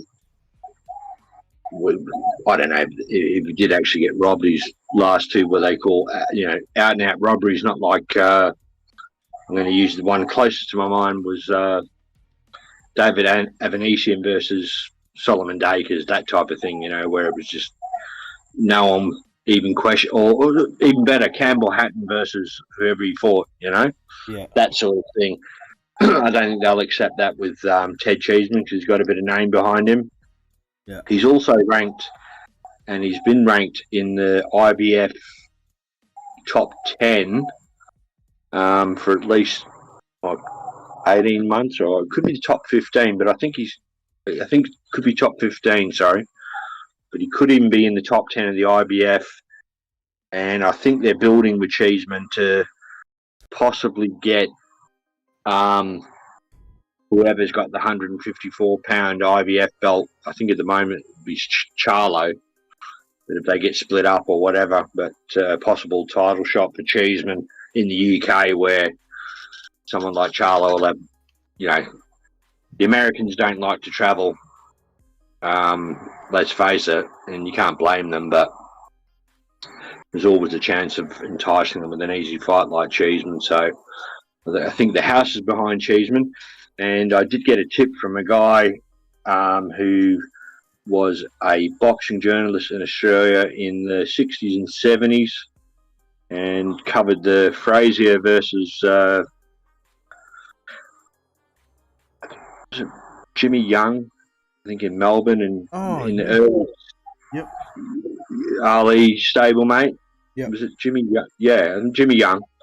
He came to Melbourne, I think so. Anyway, this guy, and he doesn't give out tips, but he gave me a tip, like when this fight was made. He said, Scotty, Cheeseman will box this kid's ears off. And I went, oh, okay. And this guy's never let me down. Okay. So, yeah, I'm Cheeseman all the way with this one. Wait, which of the fights did you think it was that Cheeseman got robbed? Was it the Scott Fitzgerald one or the Sergio Garcia one? Let me think about that. There was one that's a split decision. Well, when I say robbed, John, I mean where people thought they or was contentious decisions. So I'll just backpedal away from that. I never thought he was robbed or anything because I don't really.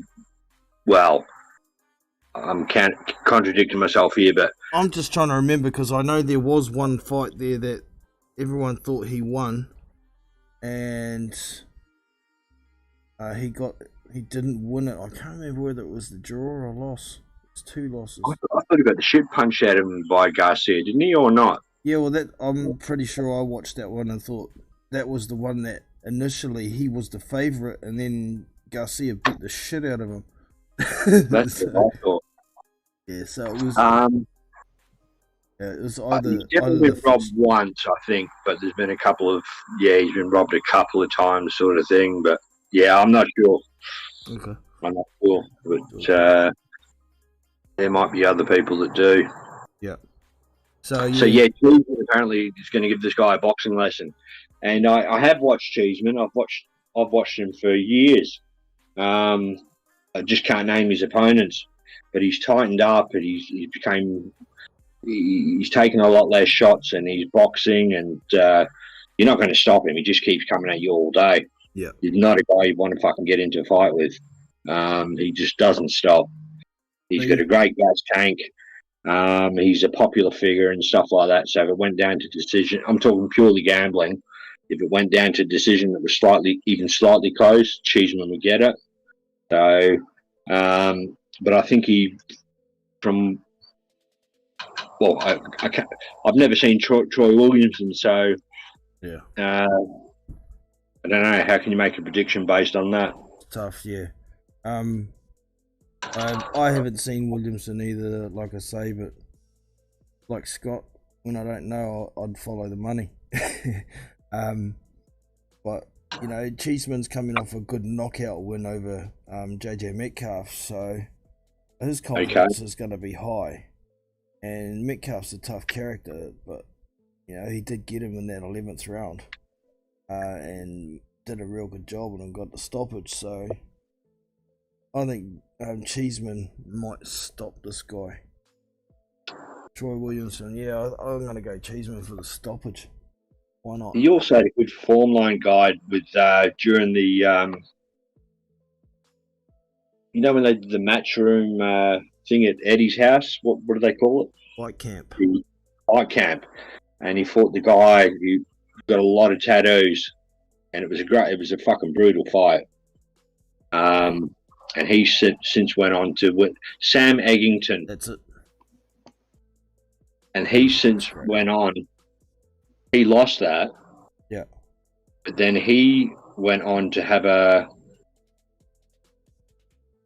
almost fight of the year contender in his last fight in a win against Bilal Jiktu, apparently.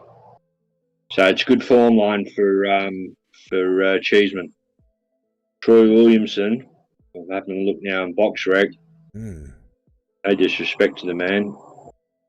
He's coming off a TKO win over Kieran Smith. And a unanimous decision over Harry Scar. Decent name. Domestic. Yeah. Who knows? But I think it's over 12 rounds. So, is it 12 rounds? No. Yeah, man. It is. 5 rounder. British super welterweight title. Yeah. Yeah, you go with the experience there in Cheeseman, surely. Yeah. And more proven. Yeah, well, I've just been browsing through Williamson's record as well. Well, you have been. Have you fellas got a bet in there or not? I left that one alone. Hannibal? I believe I've left that one alone for now. Yeah. Doesn't mean that I'm not going to place one tomorrow. Yeah, I got $1.98 for Cheeseman in a multi. So I'm able to, and I have hedged against him, and that's the trick of getting the. I think he's about $1.55, $1.56 now. But you know, if you're having $10 at $1.98, you've got that $5 to play with when he comes into $1.55 or 56 to back the other guy. So yeah, but hoping for a Cheeseman win either way. Roger. All right. You gave yours on that, didn't you, Hannibal? Yep. Leaning Cheeseman. Never seen the other guy before. Haven't done a lot of video homework footage this week. I don't know. I'll if they're making around in between fights tomorrow, I might squeeze a bit in prior to placing a small wager. Yeah. If I can just get in a quick one. Josh Warrington, the guy that beat him, I think was he Mexican or Spanish? I forget. The Mexican. Mauricio Lara. It was like, sounds like fucking me and Hannibal. We haven't watched what the other guy's done, but we'll tip the other guy, you know? Yeah. Like, you gotta look at your opponent and, like, you're gonna have over 10, $20 on it. Worth having a look. Yeah. If there's anything available. But, that was a very, very costly bet for me. Guy had another one in like $1.05, $1.07 in a multi. Josh Warrington. Yeah. 8-leg multi, and that was the start of the bet, which otherwise would have gone. Mother plucker. I hate those. Yeah. At the same time, though, it's better to have, if it's gonna fuck out, have it fuck out at the start rather than win like 7 in a row and you're sitting on the last one. And no. The last one you can hedge against, but when you've gets into bet 4 or 5 and you can't hedge against the last 2, that's when it's fucking worse. If it's the last bet, no problem, just hedge against it, you know, and you'll get out of there. Yeah. Fuck me. That's one of the fucking biggest upsets I've ever. I didn't even watch the fight. I checked my phone in the morning to check my betting account, and it said balance 0. And I thought, hey, what's up in here? That wasn't the plan. No. Something like that, you know, or pending bets, none. Pending bets, nil. What do you mean, no pending bets? I've got the warrant. Fucking son of a bitch. Yeah. Yeah, it's funny. Oh man, so we'll get into this last one on this card. I'm starting to get heavy lids, so we'll get this one. Liam Smith and Anthony Fowler are fighting at super middleweight. It's for the WBA International super welterweight title, so it's important enough to be a 12-rounder. Anthony Fowler is 15-1, and Liam Smith, old beefy's 29-3-1. Now, I think this is a pretty good fight. I'm not actually sure what the bookies are picking on this one. Actually, they should be picking Liam Smith, shouldn't they? They are. Yeah, I think Liam's going to get to him. He's a solid fighter, and he's got experience against a lot of very good boxers, so he knows what he's doing in there. And I think Anthony Fowler is a level below him, to be honest. He's decent enough, don't get me wrong. I'm not saying he's trash or anything, but Beefy's going to be relentless. He's going to keep coming. He's going to get to Anthony Fowler's body, going to get to him with hooks and uppercuts, and eventually I think he's going to stop him late on. But everybody has their own opinion, so let us know yours, Hannibal. My lane is with Liam. I think probably 3rd, 4th round, maybe even sooner. Things are really going to ignite between the two. I do agree that Liam has definitely had the better competition. The more experience on paper is definitely a level above and seems to be a level above. I watched an interesting interview today with between Eddie Hearn and Tony Bellew on various subjects, and this fight was one of them. Bellew actually believed that, and he's quite friendly with Flores Dixon, Liam's opponent, and he believes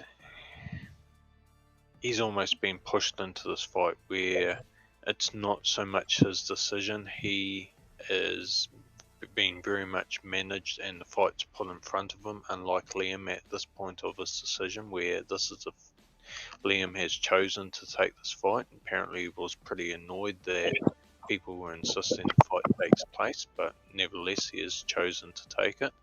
The reason why he was annoyed is he also feels he's a level above, and this is domestic and he's above domestic. So he got a bit rolled up and took it a bit personally. And Bellew was basically indicating that he feels Flores, it's just too early for him. He needed to take the next step, not. Just 60 seconds to gather yourself after being knocked out in the last round. Wow! One punch power has ended this fight. Can you believe that? My official bet. Well, I've just got Liam for the win in a multi. I think it potentially goes all the way to decision for Liam, or I'd be hedging if you were doing that. I'd be hedging for Liam to do a late stoppage in round 9 to 12. Yep. And that Good to see we're all backing against each other. So you wouldn't have to put a lot on that hedge to cover your initial over bet. Yeah, fair enough, man. Your thoughts there, Scott? Well, initially I was with Fowler at the opening odds. I think it was like $2.75, but he came in a bit and to like about 250, 240. I'm not sure. Sorry to interrupt, Scotty. I'm just looking at some numbers here. Wow, those have really changed. So a lot of money. If bookies have at $1.18 to not go the distance, $4.50 to go the distance, over 4.5 rounds is You could be paying. looking at the wrong fight there, man. $1.18 not to go the distance. Fowler and Smith. Wrong fight, man. I am on the wrong fight. My mistake. That makes sense now. I was like, what? He shouldn't be that fucking much of a favourite. I wouldn't have thought. No, I was thinking about what could have changed. Yeah. Right, there we go. Wrong Liam. Oh, Liam Johnson. Sorry about that, boys. Anyway, pick it up, old Scotty. Okay, so Liam Smith, I backed against him on his last fight in Russia against Kurbanov or Kurbanov. Yeah. Hey? Kurbanov. Yeah, and that was based on a tip from the same old Aussie guy that gave me Cheeseman, the ex-boxing journalist. He should get on this one, and I think it was like about $1.86 or something like that. It was close to even money. To be fair, mate, I think your mate's tip was good. Yeah. Your mate's tip was good because Yeah. I think Kurbanov got a gift in that fight. And that's the way he said it, or he didn't really say it actually. He just said, "Look, just get on there." I think there's more. So if Smith knocks him out, he knocks him out. But if Fowler, I'll tell you what, and I'm not for weigh-ins, but he did look gaunt. Anthony Fowler, you could see his cheekbones sticking out and stuff like that, and I thought, well, he might be struggling to make weight here. But you know, whether that was in my mind's eye or whatever, and I don't normally take much note of these things or what anyone's saying. You know, when it comes down to your own money, just look at it, and I've normally got my mind made up before anyway. But Fowler looked a little bit gaunt to me in the face, like he'd had trouble making weight. So if he's going to get beat, I think he will get knocked out. But I think as the younger guy, and I don't know if he's the home fighter because it's both in Liverpool, isn't it? It's a domestic, double domestic, derby. What do you call it? Yeah. It's a local fight, both from the same city. Are they both from Liverpool, are they? They are, yeah. Okay. So the crowd might play into that, and it's 12 rounds, so it's probably not going to go the distance, and that's what I bet, not to go the distance. Fair enough. The bookies are pretty split. They've got $1.72 and $2. I got $1.79 on it, not to go the distance. That's my in a multi. Fair enough. All right. So yeah, I think we've pretty much covered all our fights that we've been on this weekend. And my eyes are trying to fall close on me, so I'm afraid, fellas, we are going to wrap it up here. But it's been Savannah Marshall and Kieran Conway, I think, from what I've gained out of the chat. What was that? Savannah. I'll be cheering on Savannah Marshall, I think, yes, and Kieran Conway, isn't it? Oh, Shannon Courtney and Kieran Conway. Yeah. Okay. Yeah, that'll be the one. Make me a little money, but oh no, not Kieran Conway. The bigger money bet was the other one. What's his name? JJ Metcalf. Yeah. That's it. Yeah. But I don't care either way, man. That fight is just going to be enjoyable anyway. Either way it goes. Yeah, it's a great weekend of boxing, and just to close out, I'm not sure if I've been excited for a boxing weekend in recent memory, and I've got to go back years, and yeah, I just think there's a lot of good fights there over the weekend. The Fury Wilder, I maybe didn't think I'd look forward to it as much as I did when we knew it was going to be a trilogy, but there's been a couple of years past since then. I'd like to see a conclusive end to it either way, you know. Yeah. And I think we could be in for a surprise there. And I'm not ruling out a fucking no contest or a disqualification there. Oh, no. Don't talk like that. I just think Wilder might try and, to get his own back on what he thought was cheating from the last one. Well, not so much that, but more that in the mind and the legacy of his supporters. I don't think he's going to bite Fury's ear off, but he might hit him with a fucking elbow or in the nuts or something like that. I can definitely see that on the cards. Fair enough. It very much could happen. If Wilder's whatever he's trying to do isn't working for him and the frustration levels go up, it's certainly something that could happen, man. It's either capitulate, get dirty, or get even. So, be one of them. Deontay Gallotta. Yeah. Aim for the fucking balls. Yeah. Look out for the Tyson Fury uppercut. I think it's going to play a big part in this fight if Deontay's going to start trying to go to the body. But yeah, right. I'm a little worried that Tyson might knock himself out.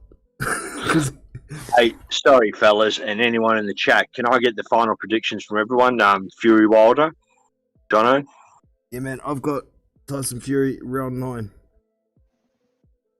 What do you have? Hannibal? Oh, I'm so torn. I'll go Fury stoppage, late rounds, 9 to 12. Anyone in the chat with the prediction? No one's not spoken popping up for at a the while. moment. Nothing at the moment, so yeah. All right. They've got ours. It's on record. Tomorrow we shall find out. What was mine, by the way? What was my prediction? Oh yeah, Fury round 9 as between 7 and 9. 7 and 9. That's it. Yep. Okay, I'll pick round 8 then, just to make it fucking on the dot. Right, yeah. All good. Hopefully one of us gets it right. So, thank you very much for joining me tonight, fellas. It's been a pleasure. Likewise. Great having you on for the first time, Scott. Yeah, nice to be on, and probably, yeah. Anyone listening to the chat on the replay, which I always listen to the replays because it's never live, jump on. It's an inclusive chat. As you've just seen, a casual like me, you can jump on, give their thoughts. Yeah, and for me, as a listener and a big fan of the channel, I must say I really am. I always listen to the lives on replay, and what makes it for me are the panel that come on. Whether they're regular members, which have always been great, you know, but when people jump on and just give their thoughts. It's great. So yeah, anyone listening, next time if you've got the opportunity, jump on. Rafi's just typed in the chat Fury 7 to 9. Okay. Oh, there he is. Raphael Dawkins, Combat Radio. Can we get him on? I'm not sure if he's busy or not, but I think Jono's about to fall asleep. Yeah, I'm gonna fall asleep, mate. Jono, super chat, $20 if we can get Rafi on. Are you there, Raf? Are you there, Raf? There is that link up the top if you want to jump on just for a quick 5-minute chat on request of Mr. Scott 70. $20 bounty to get Raphael Dawkins Combat Radio on live. $20 New Zealand. There you go. The offer is out there. Not to Rafi, to the channel. Rafi. Yeah. It's all good. We'll give him a minute or two and see if he wants to jump on, but I expect he's probably busy running around getting himself ready for a big day of streaming tomorrow, maybe. You do get some great guests on there, though, you know, over the years, like consistent Marla, one of my favourites, Adam Fay, Phil Carl Roberts. Is that a Rafi? Rafi, Marla. What the hell is this? Am I on? You are on, Rafi. Wow. Hey, it just cost me $20, Rafi. Well, you mentioned the $20, and I said, "Yo, come on, I gotta support big boys. Let him get the 20. Let him get the 20." You'll do double or nothing if you do it again next time.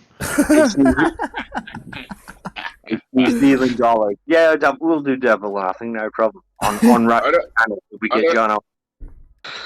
Yeah, do it on my channel next time. But anyway, I don't even know what's going on. Can you see me? I hope you can't see me.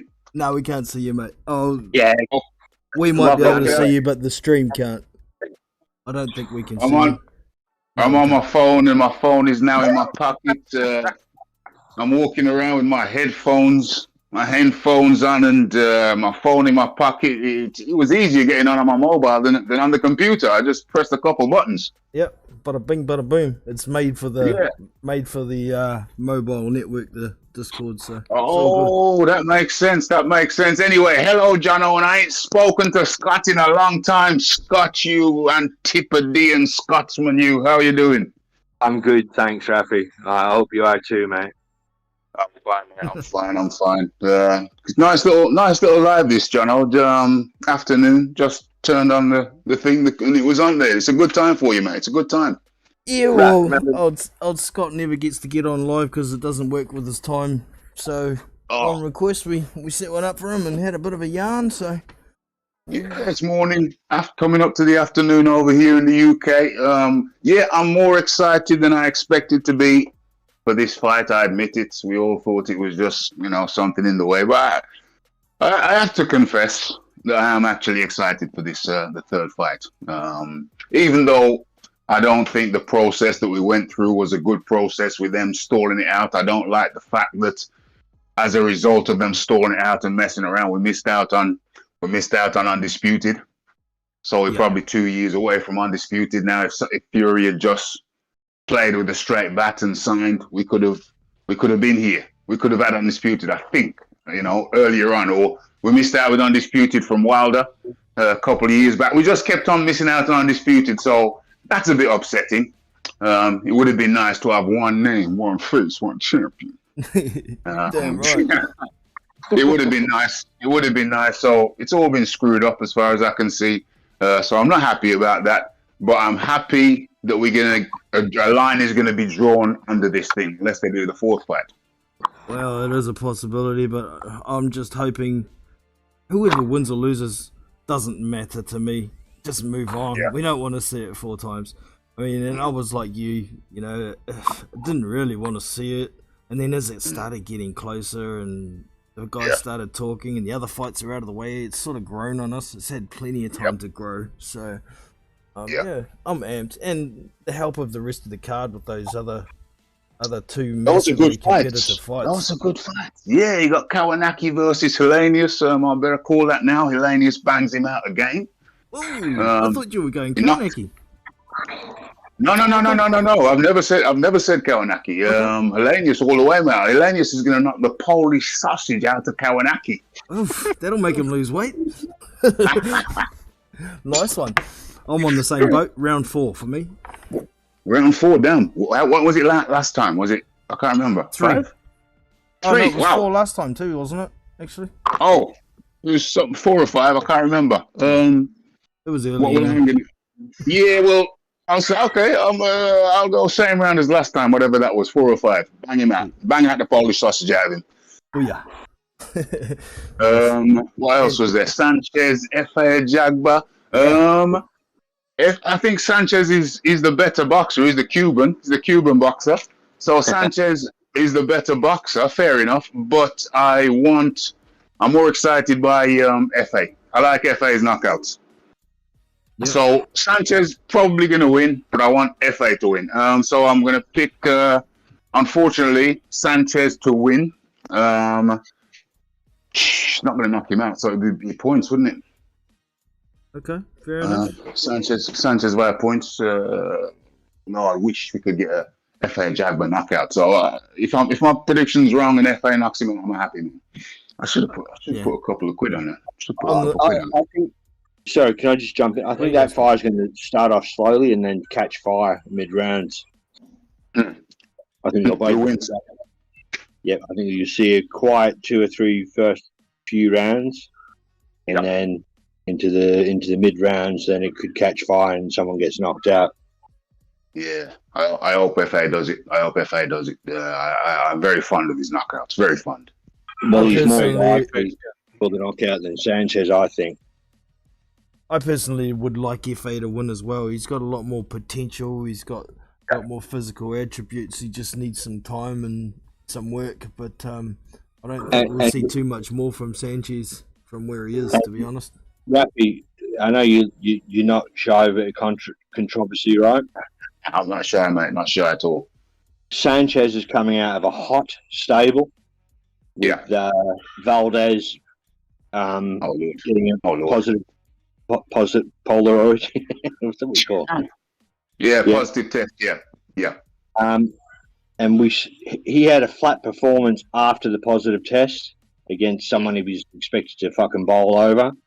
So that, you look at these things, it shouldn't affect one or the whole stable. But I did read something where Reynoso had moved to legally distance himself from where he trains them versus nutrition, inverted commas. So that made me, because Valdez, was it Valdez or Ortiz? I forget the kid's name. One of them out of the last. Ortiz. Valdez you're talking about Valdez, the kid who tested Valdez. Oscar Valdez. Yeah. Because his previous fight, he fucking did a number on whoever it was. Oh yeah. He messed that guy up. Burchell. Yeah, he messed.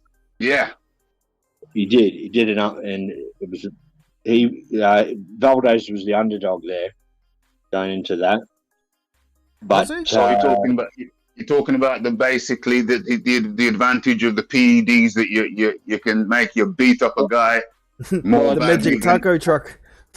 I just think it was a hot stable, like with the Ryan Garcia and Canelo and it's a hot stable, And it's a hot stable. We have to acknowledge that. You're basically asking me if I think that. Yes. Well, on the probability tree, if we look at the probability tree, what is probable and what is not probable, then it's more probable that he's on than he's not. That's how I look at it. So it's about catching him, because you can't say he's doing it unless you catch him. But if you look at the probability tree, then it is more mathematically it's more probable than not, and that's taking opinion out of it. Yeah, and that goes more against probable than same case as fight against a Jagba if they're using the same stuff, which was previously undetectable. Yeah. And now they're on a lookout for it. Now they've got the lighthouse with the air raid sirens. They're all watching for it, and that can affect performance. Listen, if we're being reasonable and honest, and looking at the probability tree again, what is probable and what is less probable, if we bear those factors in mind, then we have to say, well, fighters from that stable, the Reynoso stable, they should be under extra scrutiny.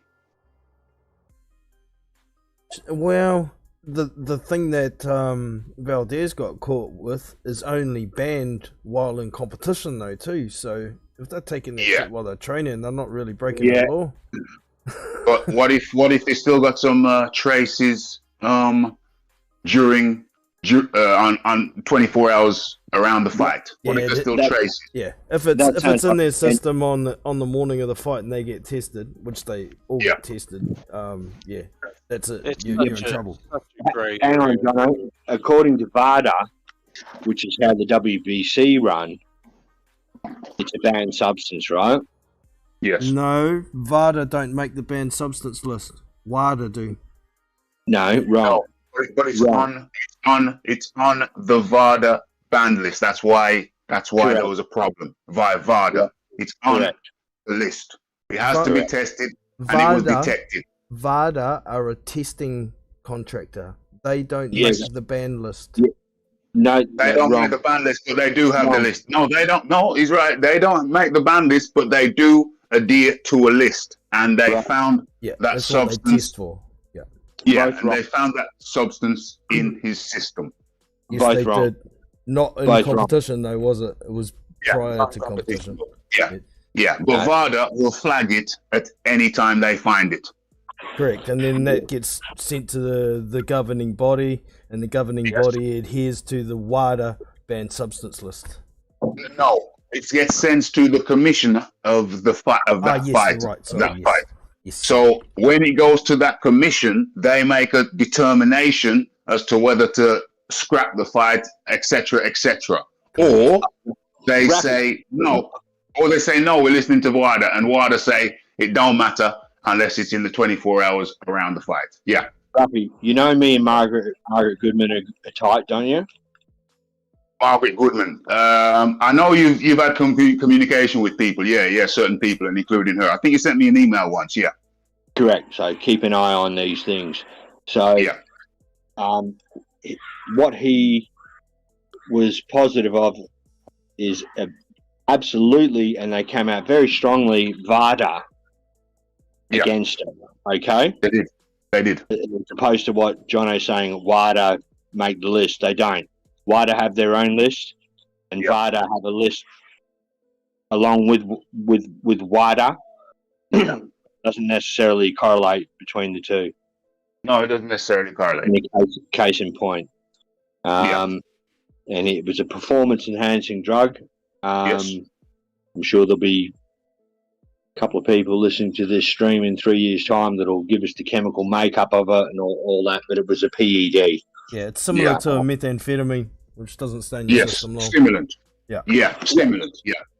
Yeah. And that's got to be an advantage. It's got to be an advantage.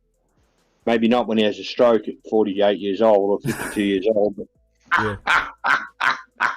Yeah, these things have a consequence. PEDs do have a consequence. Bodybuilders are dropping like flies. We've had a guy over in the Mr. Olympia. He was supposed to be competing. He dropped dead in his hotel room. There's consequences to these things. You were a natural bodybuilder though yourself, weren't you, Ralph? I've been. Well, I wouldn't say bodybuilder. I've lifted weights all my life. Yes, I've lifted weights all my life. I never touched anything. I've never touched anything. Never. Not even a milkshake after training. Chocolate milkshake after training. I've always been natural. It depends on the individual. I've just always had a belief in natural healing, natural foods. when you go to the chemical route, it's potentially very, very dangerous. Potentially. Fuck yeah, man. Are you think? Oh, sorry, Ref. Carry on, General. Carry on, General. All right. Are you thinking maybe the fight may get cancelled due to a failed test from Sanchez Scott, possibly? Couldn't be that dumb, surely. That couldn't be that dumb after the Valdez thing. What are you talking about? Oh, no. I'm just thinking they might have less. Whatever they were giving the whole stable, won't be. They won't. That the Vada, USADA. They just have the eye on them. You mean? Yeah. They'll be looking for it. You know, they'll be looking for that particular substance. Sweet. Yeah, absolutely. If you're looking for a million, you know which one to look for, then it's going to be easier and like looking for a needle in a haystack. People will also be doing the eye test as well. If Sanchez comes out and hits a major flat spot, it's another warning sign. That's what is in the round. You mean he has a third round? As in just as a flat performance. Well, why is he had a flat performance all of a sudden? It's another red flag, in my opinion. If that was to happen. Let's see. Squared said something about a flat spot in his last fight, that I hadn't noticed. It'd be very silly to juice again and get caught. But at the same time, Well, you say that. Look at the size of Wilder.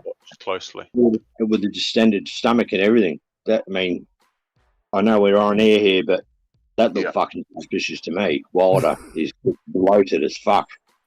You almost had Anthony Joshua gut going on. Oh dear. Well, he's. I mean, what I don't understand. I mean, Joshua's stomach is so. Yeah. There's a bit of tension, but anyway, what I was saying about, I was going to say it was flat, but then I remembered, there is a bit of distension. But yeah, what the thing with Wilder is that I did want to touch on that. Because how is he heavier in the third fight than he was in the second fight, and he had problems carrying the weight? Having said that, let me just say this. I will say, in Wilder's defense, when he took the mask off in that second fight, my immediate thought was he's in trouble. Because he didn't have the war eyes. He didn't look like, I'm going to tear into this guy. He took the mask off, and my first thought is he don't look right. He is in trouble. So, if that is the case, and that's just hypothetical, that's just what I think I saw. If that is the case, then it does make sense that maybe he could have carried the 30 pounds if he was in the right form, and now they've put 8 pounds on him. So what I'm saying to you is this: theoretically, if Wilder was sick during the second fight, which to be honest I think he was, if he was sick in the second fight, then maybe this extra weight is not going to do what we think it's going to do, which we think it's going to slow him down. He's going to blow, he's going to choo blow, and then he's going to be finished. That's what we're thinking. But if my hypothesis, which I've just outlined, is somewhat correct, then that might be a whole different scenario. Discuss. Yeah, man, it quite possibly could be. And for all we know, he's been quite heavy for the last year. His body could be used to it as well. But I'm also thinking that extra weight is going to give him possibly a little bit more durability as well. You know, there are pros and cons. It's not only loss of speed and not only loss of stamina, but there's gains with power. There's gains with lots of stuff. So, it's never a good sign. We could be in for a much better fight than we were expecting. Leave boxing out of it, or in or out. When anyone adds muscle, it's to compensate for something else, and that's in or outside of boxing. So it's never a good sign when anyone starts fucking packing on muscle. Not for a fight. I think he's trying to fill the empty space in his head. to scare away an opponent in the animal world. Yeah, you'll pack on bulk but it won't do anything for you. And I think it rings true in the boxing ring. And That's common sense logic. Yeah, common sense logic. It makes sense. Yeah. I don't like it. I'm trying to find an argument for the extra bulk, but it's hard. It's hard. The only argument I can see is trying to Fury in the second fight was whack, very much old Klitschko. Smack you, I'll grab you, lean on you, release, do it again. And only thing he can be thinking is that extra weight is going to help him there push back on Fury while Fury's leaning on you. And anyone that's done boxing before and has been in a long, grueling gym session or something, having a larger, bigger man lean on you is phenomenally draining. It's draining. But then you see, there's another X factor, because if he was going to put on weight, then he should have been in the lower half of his body more so. Yes. Yeah, we touched on that earlier, because it's all fine and dandy having that extra weight and muscle up top, but if you can't plant your feet and generate your power through your legs, what's the point? It's just like one of those child's toys that are top heavy or bottom heavy, except it'll be your Wilder's head on the ground. You know? Yeah. So once again, I mean, you think to yourself, well, hold on a second. That's common sense. You want to be working from the ground up, because that's how it works in boxing. It's from the ground up. So how are you bulking up on top and your legs still look kind of? There's so many X factors. It's actually become a very interesting fight. Yeah. Good call, Ravi. And some of these guys can't put the bulk on their legs. It's just impossible. They're born with chicken legs, and they just cannot. But they can still make the legs stronger, though. They can still be chicken legs, but the legs still stronger. Yeah, only to a point though. When they've got no structure in their upper legs, like Marciano, these guys with fucking tree trunks. So best example is Jack Sharkey. If you want to look at fucking legs, Jack Sharkey or Tom Sharkey. Sorry, Tom Sharkey. Yeah, but yeah, he just can't. He's just got chicken legs, Wilder. There's nothing you can do about that. He's got his mother. He's got his mother's legs, thankfully. Oh dear. Oh man. Yes. Crazy. It's definitely going to be fun, man. I am so looking forward to this card. Very much so. It's going to be 5 a.m. in the morning, 4 a.m. in the morning over here, but hopefully I don't fall asleep during the live stream. Yeah. It'll be a long one, mate, for you. Definitely. It's bloody, what are we here? 11:57 p.m. here on Saturday night, so... Right, can we get a prediction? And also... Yes, please, go on. Yeah, well, first of all, I'll tell you how I've betted, and then I'll give my prediction. So I've betted round 1 to 6 Fury, because the odds over here were 5-1 or something like that. So put a little cheeky bet on that. And there was also, I think, a 5-1 or a 4-1 bet on. I said Wilder, yeah. I put that bet on for Wilder, not Fury. Wilder. Yeah. And then the later rounds, I think it's 11-12. There were some good odds. I was just looking at the good odds, and I said that for Wilder as well.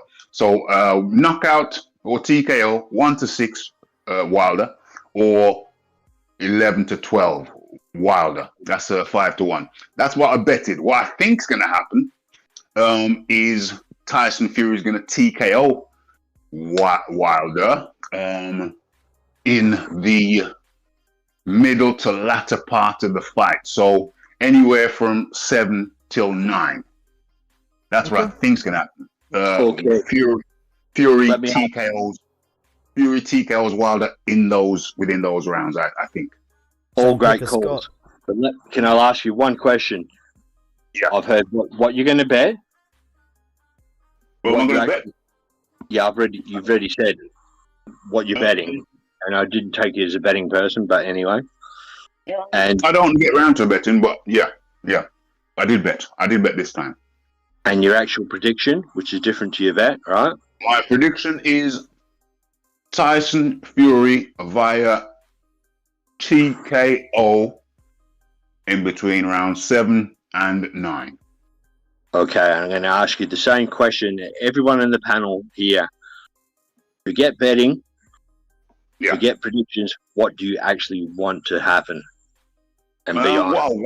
What I wanted to happen was I wanted Fury to beat Wilder because no, exact. What do you want to happen? No, I'm telling you, because that would have led to, in my mind, undisputed. Now I'm not so sure, so it don't matter. So just to mess everything up. Who would you rather see ironed out? I want to mess things up. I now want to mess things up because we've all got the anarchist in us to mess things up. I want Wilder to knock Fury hold on. Woohoo! Go, Rafi. Just to F-ish up. Nice one. F everything up. Just walk in the kitchen and kick the table over. Not your own kitchen. Not your own kitchen. Oh, beautiful. Smash some cutlery. Smash some plastic cutlery. Go on.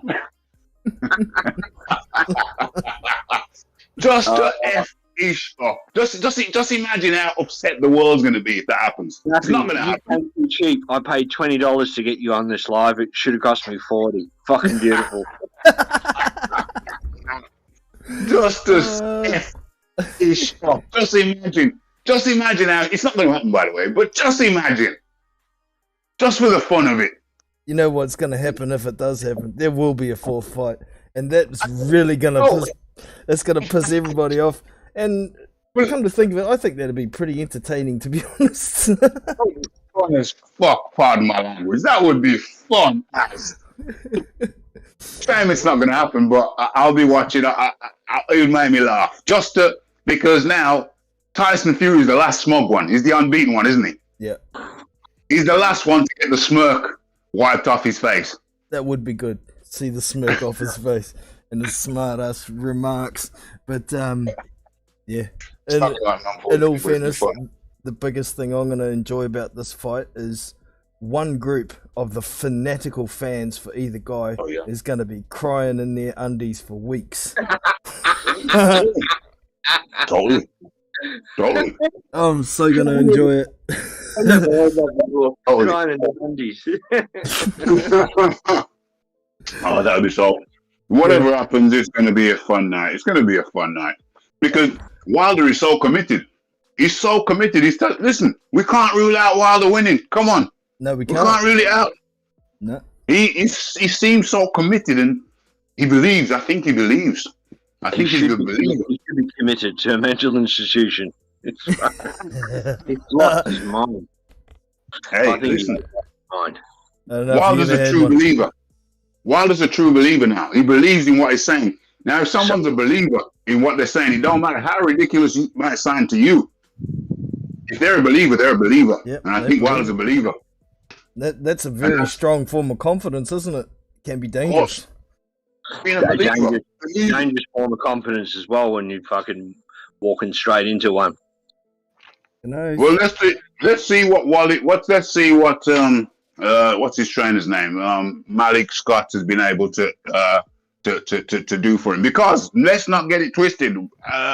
Fury's not a big puncher either, by the way. He's not a big puncher. No, it's not a big puncher. But what I'm saying is, if you go back and look at the Filip Hrgovic sparring, Wilder is doing 10 times more in terms of boxing technique. Wilder's doing 10 times more back then in his boxing than he does now. Yep. His game devolved. Let's not forget that Wilder's game devolved. He was a better boxer years ago than he is now. And so good call. There's an argument to say that if Malik can just if Malik can just get him back to the skills he did have. Dust him off, and he becomes a boxer now because he was a better boxer back then. So and he's got a good chin. He's got a decent chin. Look at that fight Look at that first fight against Bermain Stavern. Yeah, He boxed exactly. beautifully. Why don't he do more of that? Yes, because his game evolved, because he fell in love with his right hand, with the power hand, and he let his game evolve. That's where the rift became with Breland, Mark Breland. That's when Mark Breland basically said, "F you, boy." Yeah. Breland basically said, "F you." Okay, if that's the way it's going to do, we're just going to work the 1-2. If that's the way you want to play it, we're just going to work the 1-2. That's what happened in the camp. I believe he fell in love with his power so much because he surrounded himself with too many yes men as well, telling him, "You're so great. You only need a punch once." You know? Yeah. And so we have to acknowledge the possibility that we're going to see the old boxing Deontay Wilder. You know, left, move, and so you got the angle now. Boom! You got the angle for the right. If he double jabs, he's got the angle for the right. Hey, Wilder versus Usyk versus Wilder for undisputed sounds very tasty to me. Well, you know, styles make fights. Styles make fights, and you know something? This might surprise you. I think that's that style wise, that's a better matchup than Usyk versus Joshua for Wilder. I think Wilder can put one down the pipe, a hot one down the pipe. Hot right down the pipe, hot right down the pipe. It's quick enough if he's not weighing over 230 pounds. Yeah, yeah. I'm just putting the possibility out there that Wilder could have a better time with Usyk than Joshua did. I believe that, actually. I agree with you, Raf. Yeah. I agree with you. Well, if Wilder wins this fight and he's got that confidence, yeah, I'd agree with you. But if he loses this one, I think that'll be it for his confidence for a fight like that. I think he retires if he loses this one. No, Genuinely, I seriously do. He'll have a year off and he'll go out and win or 2 years. They don't. I can't remember any WBC champion ever going out on a couple of losses then retiring ever. They don't do it. He'll be the first. Well, he's lost the last one. He's fixing to lose this one, although I don't know. The double tap to the double tap jab, and then you got the angle for the right. Hey, I'm excited. I'm excited for this. Yeah. Anything could happen. Anything could happen. It's been a long time out of the ring for both of them. And because I said it may be more detrimental to Fury than it is to Wilder, and probably is, you know, in a physiological sense in terms of how we, I don't know, mechanics. Well.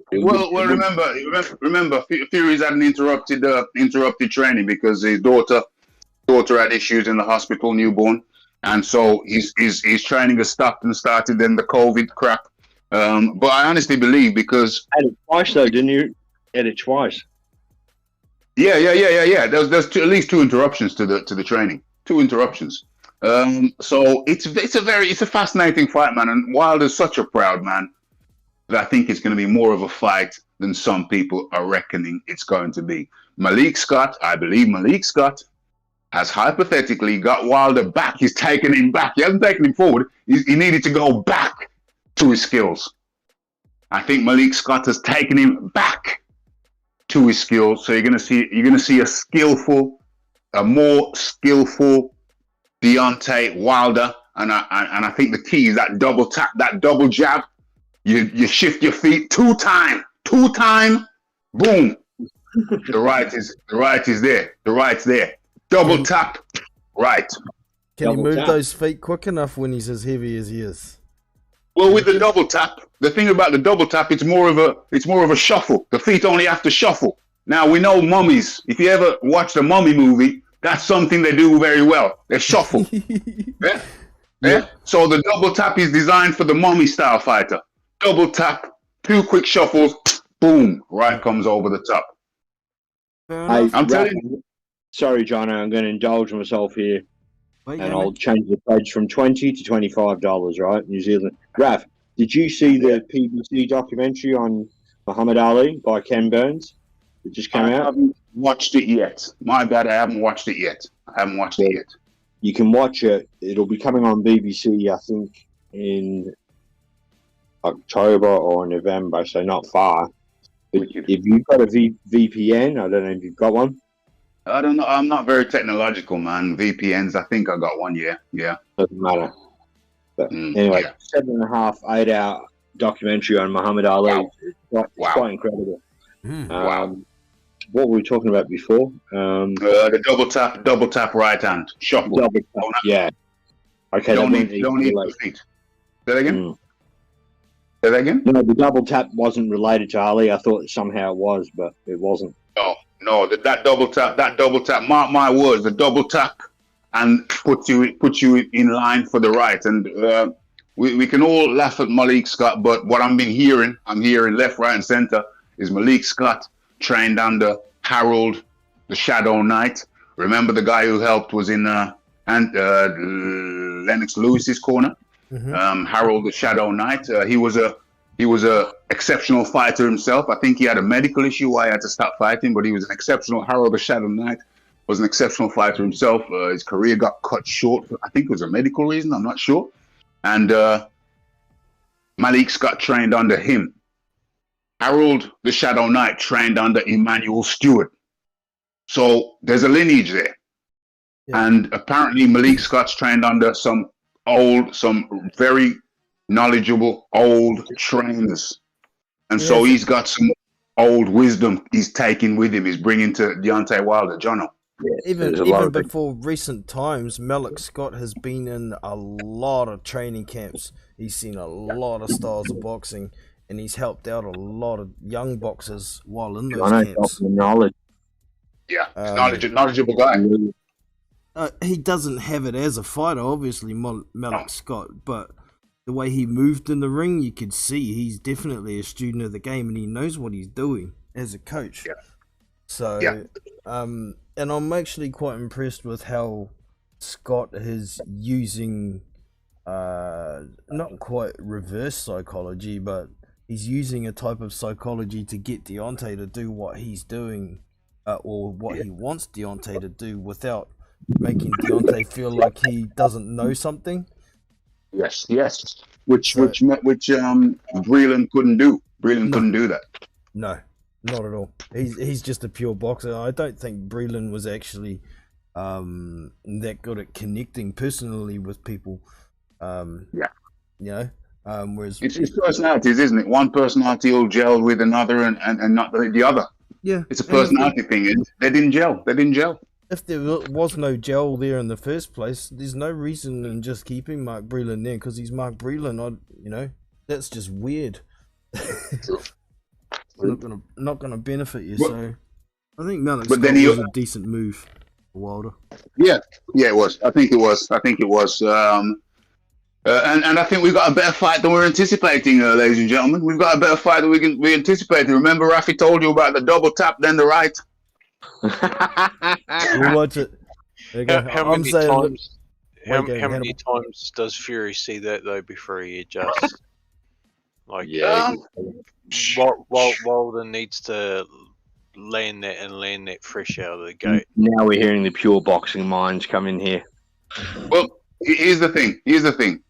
I want to say something that's probably going to be controversial, right? I think Tyson Fury was nervous in the first fight of the big right. Agreed. Right. So I think a lot of people will agree with that. Now, if we agree that there's been the second fight and this is now the third, what you have to acknowledge, this is my suggestion, you have to acknowledge that at some point Tyson Fury might think that we're starting all over again. So this is the first fight. If Deontay Wilder comes out looking different, which I suspect he will, double tap, pow, with the right in the first round at least once. Tyson Fury is at some point going to think, bloody hell, this is like we're starting all over again. It's the first round. I'm suggesting to you, ladies and gentlemen, this is going to be more like the first fight than the second. I did mention something earlier in the stream about the second fight. In that very first round, there was one straight right hand that Wilder just missed Fury with. And it was a big shot. He put a lot of weight into. If that shot had have landed, that whole second fight could have changed completely because of getting that respect in the first round, So if Wilder can get that respect, even if it doesn't floor Fury with a big right hand, then he could be right, Rafi. He could be like, okay, I've got to stick on the back foot and use my jab a lot more. While I recover. I think Wilder, Fury has Wilder's respect and vice versa in as much as they know what each other can do. But Fury figured out, and I've heard a lot of Wilder's opponents say this, Wilder is most dangerous at that right distance. His pop is at the end of his extension. You can stand up close to him and take that shit all day if you're Tyson Fury. But if you're at the end of that punch, it's a whole different story. I agree with that. Managing range. Yeah. Managing range up there, fucking Hannibal. That's fucking... Yeah, man. But that's where it also comes into Rafi's jab, bang, because you're at that right range. Creating that distance with the double jab even. Yeah, absolutely. That double jab, my friend. That double tap, pow. That is the key for Wilder. And I think you're going to see a better Wilder. We're going to see a better Wilder. Therefore, we're going to see a better fight. I'm not suggesting it's going to be a replica of the first fight. I think it's going to give you a combination. I think it's going to be a combination of the first fight and the second fight. And I think it's going to be a damn good fight because Wilder has dedicated himself for the last, a year? The last 12 months? 19 months.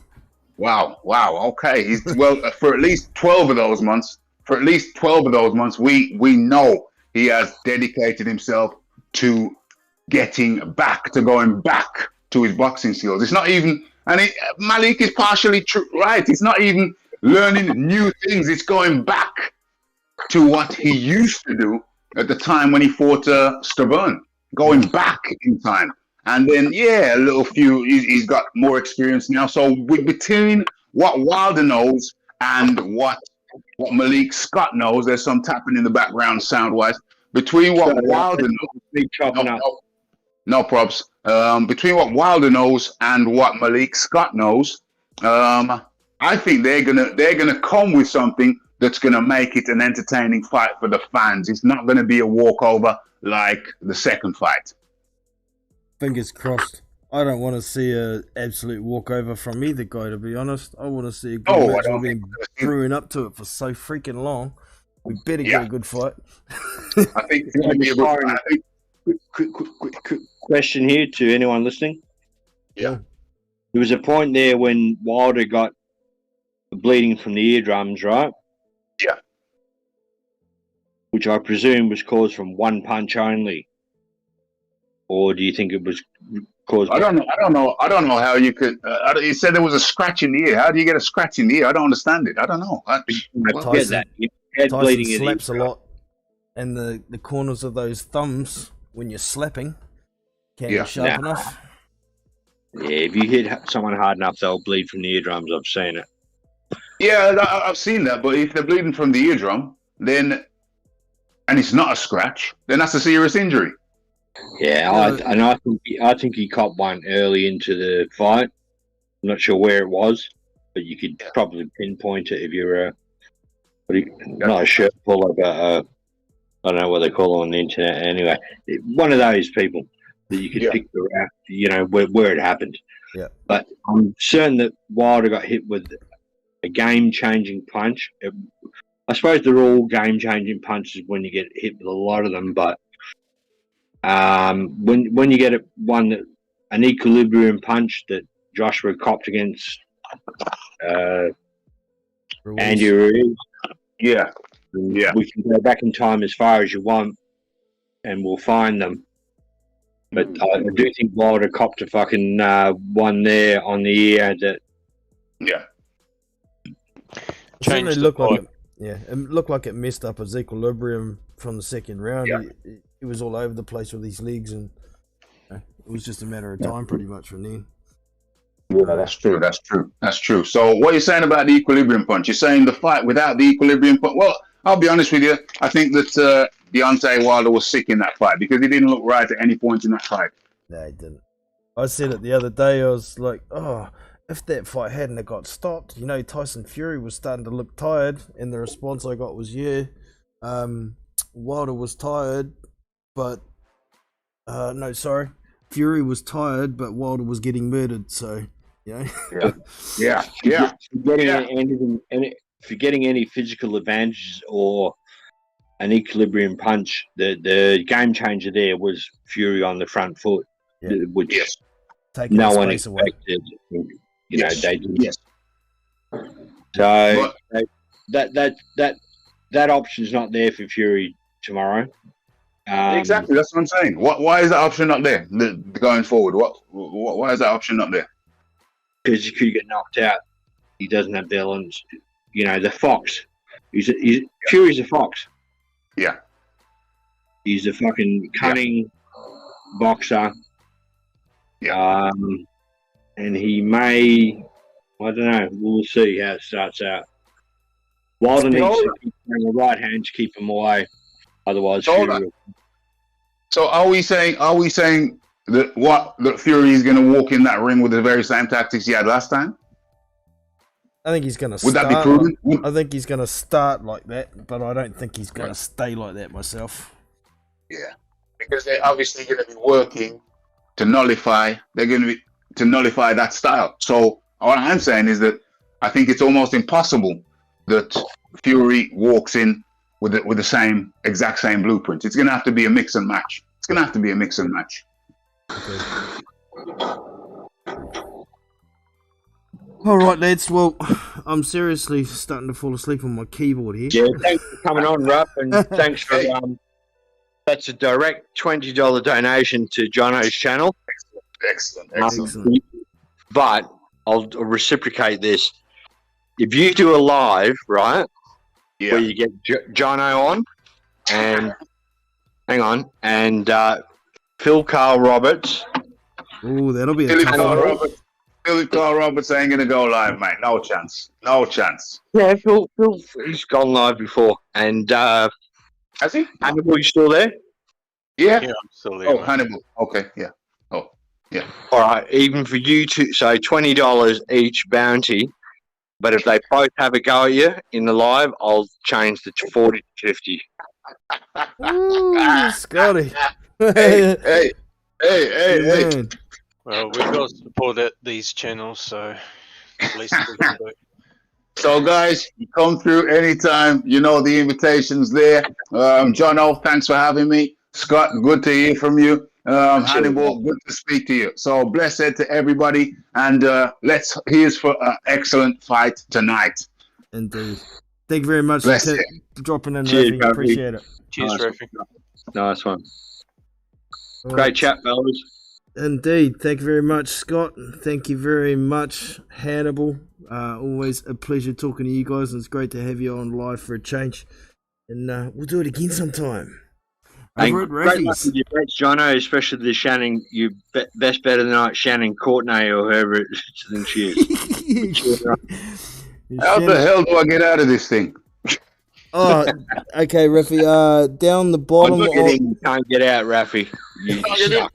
It's like marriage. It's like marriage. Down the bottom on the right hand side, you'll see a little phone icon with an X. If you click that, it drops you out. Otherwise, I can disconnect you for you. Disconnect me, mate. Disconnect me. Right. Beam me up, Scotty. Sweet as. Cheers, Thanks, Rafi. Cheers. Cheers, folks. Cheers, folks. There's the Awesome. disconnect button. You There still it is. there, Owen? All right, yeah. So I better shut the stream down, and yeah, like I say, guys, thank you very much for joining us, and we'll catch you all next time. Everybody else, don't forget to hit the like, subscribe to the channel so you don't miss future content, and we'll catch you all next time. We out. See you. Just 60 seconds to gather yourself after being knocked down in the last round. Wow! One punch power has ended this fight.